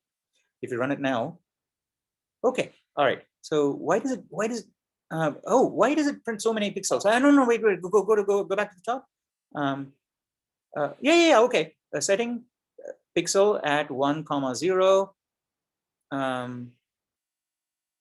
In fact, you should change the setting to outputting, right? It's not really setting, it's outputting. All right, outputting pixel at 1,0, 2,0, and so on. Right now, scroll down. And also, let's you have an endl. Something is funky. You put a comma before height on line 64. Line 64. Yeah, before the word height, comma space will be nice. Okay, now if you run it, and let's look at the output again. All right, so scroll down. Let's make sure that it's setting all the pixels. Okay, outputting pixel. It's set all the pixels and so on and so forth. There you go. Yeah, 59,0 was a star. So let's do one more thing. So in our output, see out there before the endl on line there 67 on line 67. Before the endl, you have another quotes there. yeah, another quote there, double quote, space equals space equals space, close the quote, and then left shift, underscore pixels, square bracket y, square bracket x, and then the end of, right? Square bracket y, and then square bracket x, right? Left shift enter. Now we should be able to see what pixel it is outputting at each place, right? So, okay, great. Now increase the size. So it says outputting pixel at 1,0. There you go. There's a star, and then there you go. It printed the star, and then it printed a whole lot of spaces, right? No, further down. Keep going down, and then at 59,0, it printed another star. Okay, and then again a whole lot of spaces, keep going. Okay, I think I know what the problem is. Okay, we don't even have to go to Xcode. Does anybody, maybe you won't know the answer, okay, because this seems to be a very funky behavior with these online terminals and HTML. Okay, it's because of stupid, well, I shouldn't say stupid, right? It is because of HTML and browsers that we're running into this issue. We can fix this problem by going to your console. No, go paint method. Go to your paint method. Actually, not to your paint method. Go to your go to the place where is the constructor. Go to the constructor. Now, where you put spaces there, wait a sec. One sec. Okay. Yeah. Clear method. Go to the clear method. Clear. Right, where you say equals a space, say equals a dot, right? A period. Instead of space, put a dot. That's on line 45. I think this should fix a problem, okay? Put a dot there, period.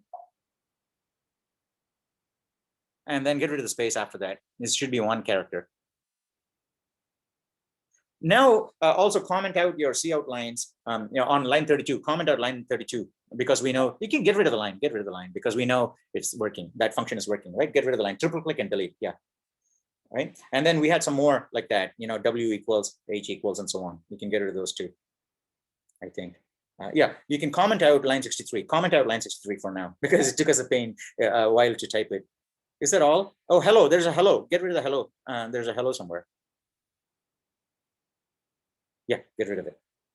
Okay, I think that, and x equals 50 and y equals 50, that's gone, right? Okay, now if you run it, I think we should see something. But why is it still printing output? Oh yeah, you got to get rid of that outputting thing in your paint method, right? So comment out. Okay, now run it now. Let's see what happens. Wow. Okay, why is it not printing? No, put back the cout, the outputting thing, right? Put just that. Okay, now run it. Yeah, put it back. Now run it. Okay, now why? All right, so this is the thing. Now I think we've got we've found the bug. Okay, why is it not printing? Why is it not printing the period? We set the period when we clear the screen. We set the period there, right? Oh yeah, we never called clear, right? So after in screen, I see clear console, and then set pixel, and in your, and where are we setting is clear screen? Are we calling clear screen? Are we calling clear screen anywhere? We're not calling clear screen anywhere. You know, what about our constructor? Are we calling clear screen in the constructor? Go up to our constructor. Oh yeah, of course. We never call clear screen. No wonder. Okay. All right. Just so at the very end of line 33, hit enter. Yeah, enter. And then yeah, backspace, and then say clear, and then open close. All right. Now, if this works, I'll explain why this works. Okay, and what the problem was. Now run it. What is it? Oh, clear screen. I think it's called clear screen. Clear underscore screen.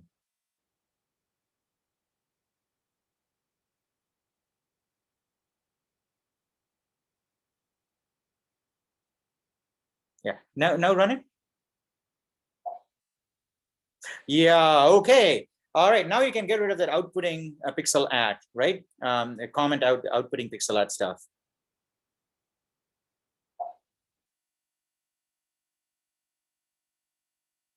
And then also comment out that in paint, right? And you have something called in paint. Yeah, that one also. All right, now run it. Okay, all right. Wow, how many? This is how many lines we're printing? Why are we printing so many lines? I thought we were only printing. Well, what are the dimensions of our screen? Can you go back to our constructor? Not our constructor, main. How big are, no, in our main? How big did we say our screen should be? Oh, we wanted 60. No, we wanted 50 rows. No, we wanted 50 rows and 60 columns. Yes, we wanted 50 rows and 60 columns, right? This is 60 columns and 50 rows, or the other way around?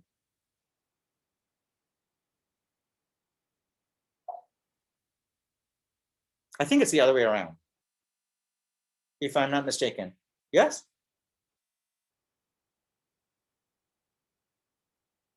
Oh, you're actually counting it one by one. You can actually just count half of it and then double it too if you want. Well, how many? Did you count it? 60. Oh, 60. You got 60 rows? Oh, all right. Okay. So, all right. Let's fix it, because it's the other way around. So we messed up with our X and Y, right? We just need to just flip around the X and Y. No. So yeah, just say 50 rows and 60 columns. So 50 comma 60, and then put a comment there right on the side saying 50 rows, 60 columns. So that we can keep that in mind. 50 rows and 60 columns. And always, and we should make sure that this is C-O-L-U-M-N-S. It's U-M-N, U-M-N, C-O-L-U-M-N, C-O-L-U-M-N, and then N, S. All right. Now, SCR, that's 00 is good on line 70. On line 79 should be 49.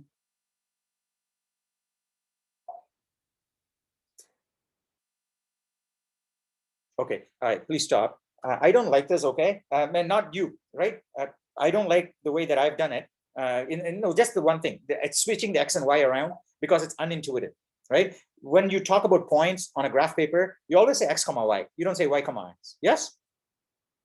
We say the X coordinate first and the Y. So by switching this around, we are causing unnecessary programming, a cognitive load for someone who's going to read this program. They're going to be confused, saying, oh, I got to switch things around. So let's not do that. Let's do it conventionally so that it's easy for people to read and understand. So we'll keep that as 50 comma 50. 50 comma 60. Make that 50 columns and 60 rows, right? So make that 60 columns and 50 rows. 60 columns and 50 rows. 60 columns and 50 rows. Yeah, make the numbers 60 and 50 and 50. And also, yeah, make that 60 columns and 50 rows so that we know clearly that it's X comma Y, right? 60 columns and 50 rows. 60 columns and 50 rows. 60 columns, 50 rows. Yeah, okay. All right, so that's we can leave it like that. Now, 59. So line 79, put a comment there saying last character of the first row. Last character of the first row. And then on line 81, put a comment saying first character of the last row. And then line 80, you want to say last character of the last row. No, line 80, between the two, right? And you can also line up the three comments so that it looks much nicer. Of the last row. Okay, yeah, line up the three comments, it'll look nicer. Great. Okay, so that looks all right. Now, when we do that, so the thing we need to make sure, so that is, we're passing in, oh yeah. This is the last character of the first row. Obviously, it is not 59 comma 0. It is 0 comma 59. Well, yeah, geez, yeah, these are the things that it's 0 comma 59, not 59 comma 0. On the next line, 79, line 79 is 0 comma 59. That's the last character of the first row, isn't it? Yes, because it is. Oh, I'm so sorry. We're starting from the top. It is X equals 0, Y equals 59. So 0, 59. Is that right? Yeah, x equals 0, y equals 59. That's correct. Okay. Now here is 59, 49, which is also correct. And then here it is x equals 0, y equals 49. So that's also correct. So Excuse me, why? Professor. Yeah. The line 79, it should be like 49, right? Not 59. Oh, yes, yes, yes. Thank you. Last character of the first row. Thank you. Yeah, Hasanta, make the change that Hasanta said. It should be 0, 49. Thank you, Hasanta, right? Because, that could have said, that basically saved us at least 5 or 10 minutes, what you just said, because we would have run it, and then it would have made a out of bounds access, and then we'll have to track it down and see where the hell we're setting a pixel that doesn't belong to us. And that would have taken 10 minutes. Thank you so much. Okay, you saved us a lot of time. Right, everything is okay here? Is Okay, now let's go. why is the 79, 81 the same? The 79 and 81. Oh, yeah. Why are they the same? So hang on. 0, 0. I think 0, 79 is the first character of the last row. Yes. So First, it should be. So 79 is the first character of the last row. Oh, okay. So it is. So 79 is correct, isn't it? Oh, first character of the last row. So this should be the last character of the first row. X is 0 and y is 49. So the first one is correct, isn't it? The second one is correct. Is line correct? X is 0 and y is 49. So it's at the last row because y is 49. Oh, yeah. Y is also 0.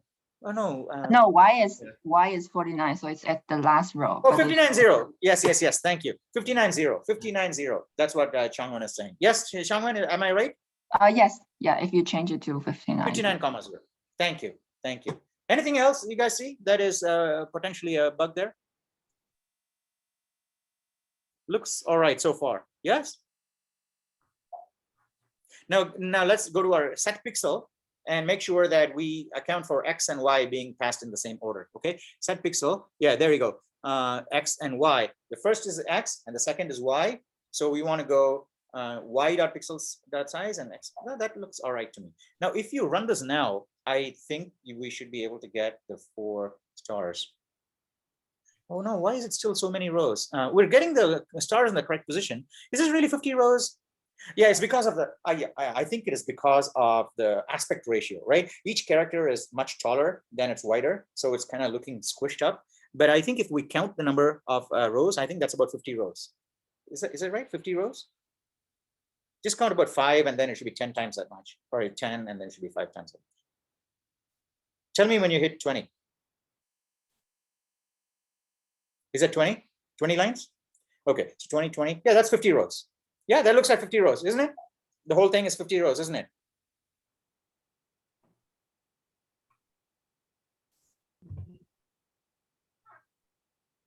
Yes or no? Yes, it's 50. Okay, so now let's go back. So it works. So let's go back to our main. Go back to our main now and change the size of the screen. So in our constructor, let's not make it 60. X should be, let's make X 100 rows, 100 columns, 100 columns. And then let's just say 25 columns for Y, right? 100, 25, 100 columns and 25 rows, 100 columns and 25 rows, right? Now you should get something that you can potentially turn into the US flag, or, right? If you run it now, you should get a rectangle like a US flag, okay? With the 4 corners, with stars in the 4 corners. Run it now. Oh, I see, you need to change those. All right, so you need to change that to, last character of the first row should be 99, 0. And then that should be 99, 24. Hey, Chongwen and others, you should just, watch me with these numbers and tell me if I'm off, okay?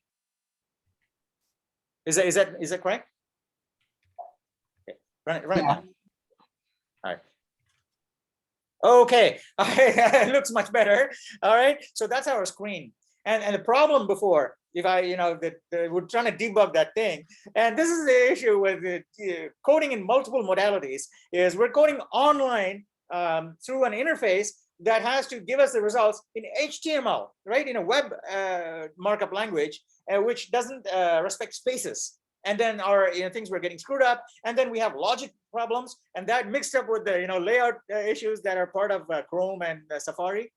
We're totally screwed. But despite that, we managed to debug it. Now this is our screen. Now so far, is everybody okay? Because if you're okay with this, now what we're going to do is create some methods. We'll do one method for unsetting a pixel, which we don't really need to use, and we'll write another method for. Do we have no? Put the clear console back in Paint. Put the clear console back in Paint. Yeah, put it back. Yeah, if you run it now, let's make sure we still get the same thing. So that should not. Oh, why is that escape character? Oh, it's because of it's because this is not respecting the ANSI code. If you copy this thing and take it online GDB and run it there, it'll work. Okay, Command A, copy, Command A, copy. That's the same error I get in my IDE when I try to do the clear screen. Is it an error, or you get the 2J? No, I get that. It prints out the character like that. Yeah. It's not an error. It's basically just printing it out because this particular HTML frame is not able to handle ANSI characters. Okay, so let's go back to GDB, online GDB. Copy this and Command A and paste. Command A and paste. Paste it. This is a new one, right? If you run it now, I bet that we'll see that thing happen better. Okay, and you shouldn't see that funny 2J there. Good. Yes. So because we saw this before, right? Online GDB was respecting the ANSI codes. All right. So now let's create one more method, which is going to create a horizontal line, right? Well, basically what we'll do is go to the place where further down, set pixel under set pixel, right? We're going to create a method called for now we'll say void draw horizontal line, right? So draw underscore horizontal line.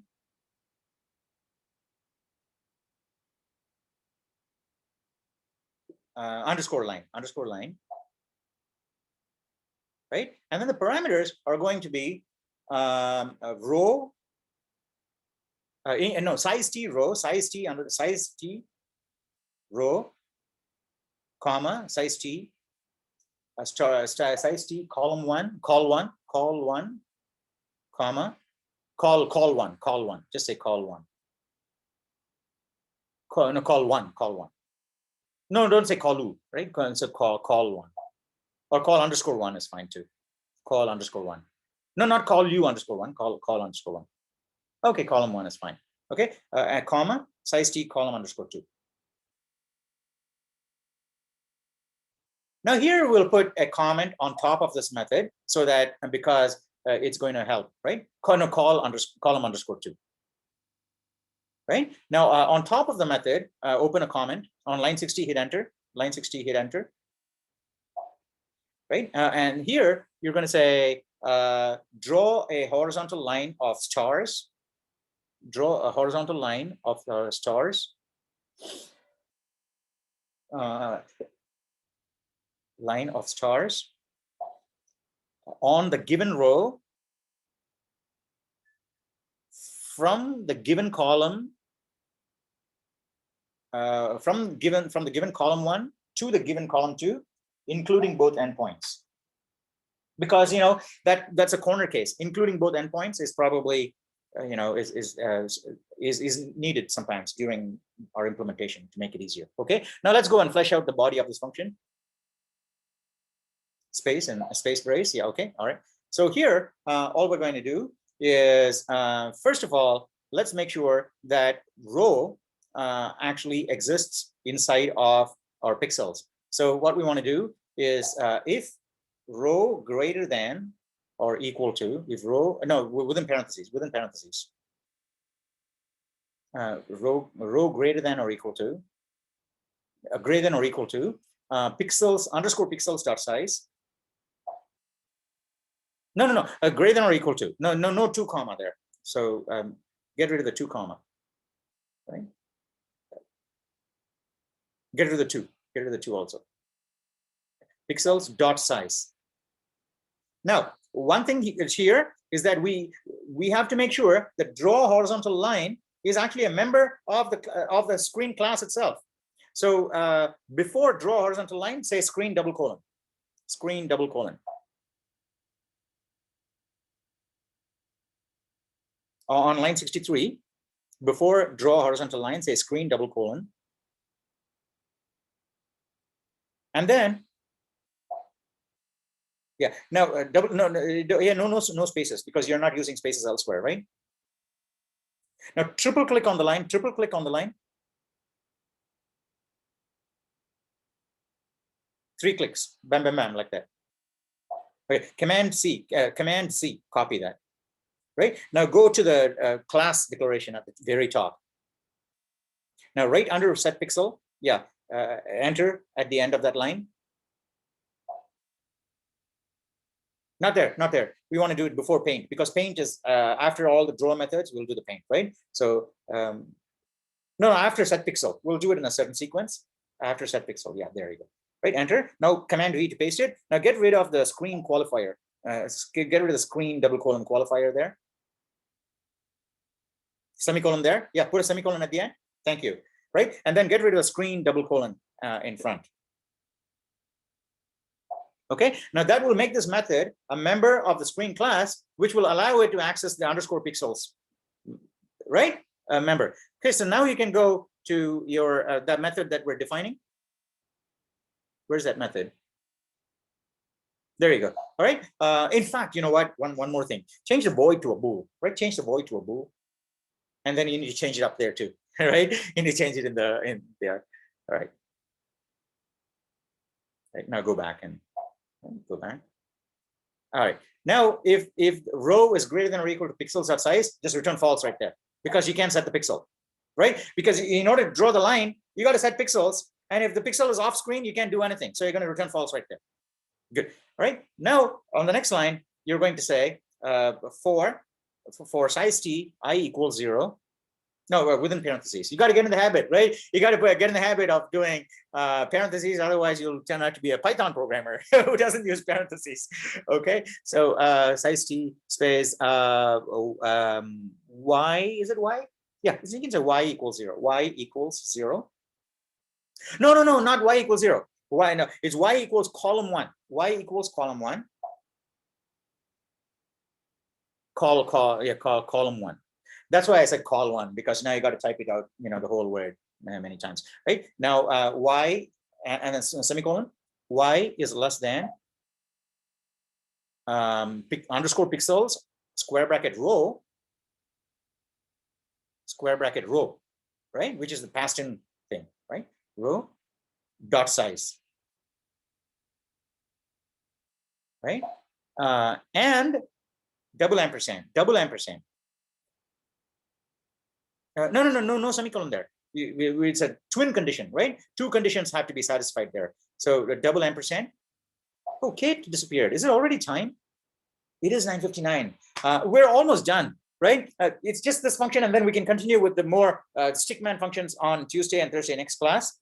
Would you guys like to stick around? This is just a few more things here. Is that okay, or do you want to stop here and? Right. Okay. Good. So y less than pixels of row dot size. Get rid of the 2 of the one of those. Yeah. No. You need the open close. Yeah. Open close. And then after the first closing brace, yeah, space ampersand, double ampersand. That is and, right? 2 ampersands. No, not double quote. Ampersand. Shift 7. Yeah. Space. Y is less than or equal to column 2.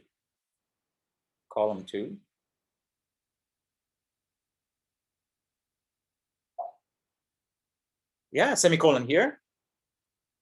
Space y plus.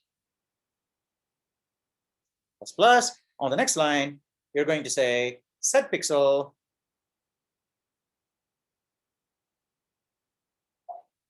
row comma y, right? So within parentheses, set pixel takes 2 parameters. Yeah, parentheses, not square brackets. Parentheses, not double quote, no, not parentheses, open parentheses. No, not brace, open parentheses. Yeah, so row, ROW, comma, y. That's it. Okay, that is our horizontal line. Now, if you go to your main and go to your main now, go to your main method, and let's just draw a line right there. So after you create a screen, after line 91, hit enter after the line 91, right? Enter one more time, and say draw a horizontal line. No, put a comment there saying, all right, okay, draw a horizontal line. That's fine. Open parentheses. So it should be, let's draw a horizontal line on row 5. Okay, 5. From position, I don't know, position 7 to 20, you think, right? Position 7 to 20. No, 5, 7, 20. 20, and then put a comment there above this line on line 92, so we know what we're doing. Put a comment there saying draw a line on the 5th row from column 7 to 20 inclusive. Well, from columns 7 to 20 inclusive. Yeah, does it make sense, everybody? Inclusive, include SIVE. Right now, if you run this, we should see our picture with the horizontal line in it. Right? Did you run it? Oh, it should be screen.scr.draw horizontal line, right? Because you're drawing on the screen. So it's where you call draw horizontal line, it should be scr.draw horizontal line on line 93. Okay. No, the scr dot, not space. Okay, right. Now if you run it, I think you should be able to see our line. Oh, it's pixels.size is a function. Now, where do you have pixels? What line does it? 69. No, not line 65. 65. Pixels.size or open close after the dot size. There you go. All right. Now hopefully we should see the line. Oh, all right. Okay. All right. So instead of a horizontal line, it drew a vertical line, and it's a very simple bug. Okay. It's just a question of X and Y being interchanged, and we didn't account for it somewhere. So if you go back to our draw line method. No, draw line. Where's our draw line method? Yeah, there you go. Draw horizontal line. Set pixel row comma Y. So Y is set pixel row comma Y. Y is increasing. Oh yeah, of course. We want to draw a horizontal line. Okay, not a vertical line. Okay, so this so we need to change Y comma X. Change that to Y comma row, not Y. And then change the variable Y to X all the way, right? Change the variable Y to X all the way. And Y plus plus X plus plus. And then here you should say X comma row, not row comma Y. X comma row. Right, now you'll get a horizontal line, right? Well, I shouldn't have fixed this because this is an easy fix. You should have, I should have left this with you guys. There you go. It's horizontal line. Is everybody clear on how that worked? Okay, now I'm going to leave some of this in your hands now. You have to implement a method of your own for drawing a vertical line. Yes, you already saw by accident we implemented a vertical line. So you got to take, you got an example of drawing a horizontal line. Create something for vertical line. Now, after you've got these two functions, horizontal line and vertical line, you will be in a position to draw a square. Yes or no? Square, rectangle. Yes. Now, once you have a function to draw a rectangle, you can draw a rectangle and then a line under that, and then a line like this for the arms, and then a horizontal line like that for the feet, right? Feet spread out like that, legs spread out like that. Okay, so that's your stick man. Now, is that an interesting enough and useful exercise to leave in your hands for you to try out after class with the code that Kiki is going to share on Reddit? You take this code and then you have to fill it out with the vertical and vertical line, and then draw a stick man. Now, when you've done that, next class, we can create an animation, okay? Especially if someone's done a little bit of research to say, how can we do micro sleep, right? Really cool. You can actually get real time animation. And then we can also look at how can we do this by using ANSI codes without clearing the screen to go to a particular place. That's also possible, okay? So you won't get a flicker. You'll actually have animation without a flicker, which is really nice. So this, I think, is a nice self-contained program, which actually got us to the end. And we managed to do something to produce that screen effect. Was this useful? First of all, let me ask, was this class useful? Did you guys use, and Kiki, you coded, was the coding a useful experience? Yes. Yeah, thank you. That's what I said, right? Everybody enjoys this. People are reluctant to start, but once they start, everybody enjoys it. That's what I've found. So thank you so much, Kiki. All right. Thank you for taking the screen and driving today. Also, I could see that you were, typing ahead a little bit. And so you actually knew what the hell was going on. Fantastic. All right. It's just C++ syntax. You probably know some other language now, but you got to get familiar with C++ syntax. So you get more familiar with where the brace is and parentheses and things need to go. And but I think you have the logic and the flow right in your mind. So that's fantastic. Does anybody else have any questions about what we did so far? Is everybody feeling comfortable enough to take this to the next level, right? No, I don't want this to be something like, that's it, right? That's it until the next class. Nobody even looks at the code.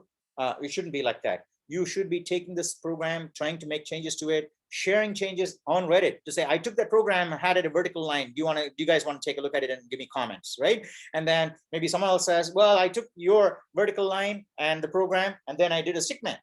Can you improve the stickman? Make the torso longer, legs longer, arms longer, whatever it is, right? So you should be playing around with it. So by the time we come to next class, we have a rich inventory already of things that you've played with, and we can take one of those and take that to the next level. Are we okay with that? Do I have your buy-in there, right? Are you guys okay with doing that? Fantastic. All right. So I'm like so psyched because we're in week 6 and we're doing some cool stuff already, right? But this kind of thing that we did today, last quarter and the quarter before, I didn't manage to get to until about week 7 or week 8, right? Now week 6 itself, we've actually managed to get something out on screen, and it's really cool. So I have very high hopes for what we can achieve in the remaining part of this quarter. So thank you all so much. And it's only because of you guys that we managed to get this far. Okay. So by myself, I don't think I could have gotten this far. So thank you all so much. It's actually very good. And it makes me this week, even if I don't have anything else exciting happening for the rest of the week, I'm happy now, right? Because we've actually managed to do something really cool, and that's fantastic. All right. So thank you all. I'll see you guys on Tuesday, hopefully. Right. Please ask more people to join us too. Right. I can tell you it is more fun with more people coding, more people watching, right, and trying out things. So it'll be a lot more fun. So thank you all so much. Okay. And I'll see you in 5 days. Yeah. Thank Thanks. you. Have a good day. Thank you. Thank you, You Professor. too. And Bye. today Bye. we take the exam. Yeah, take the exam, but don't hurry. Okay. You have until midnight. Thank you. All right. Bye.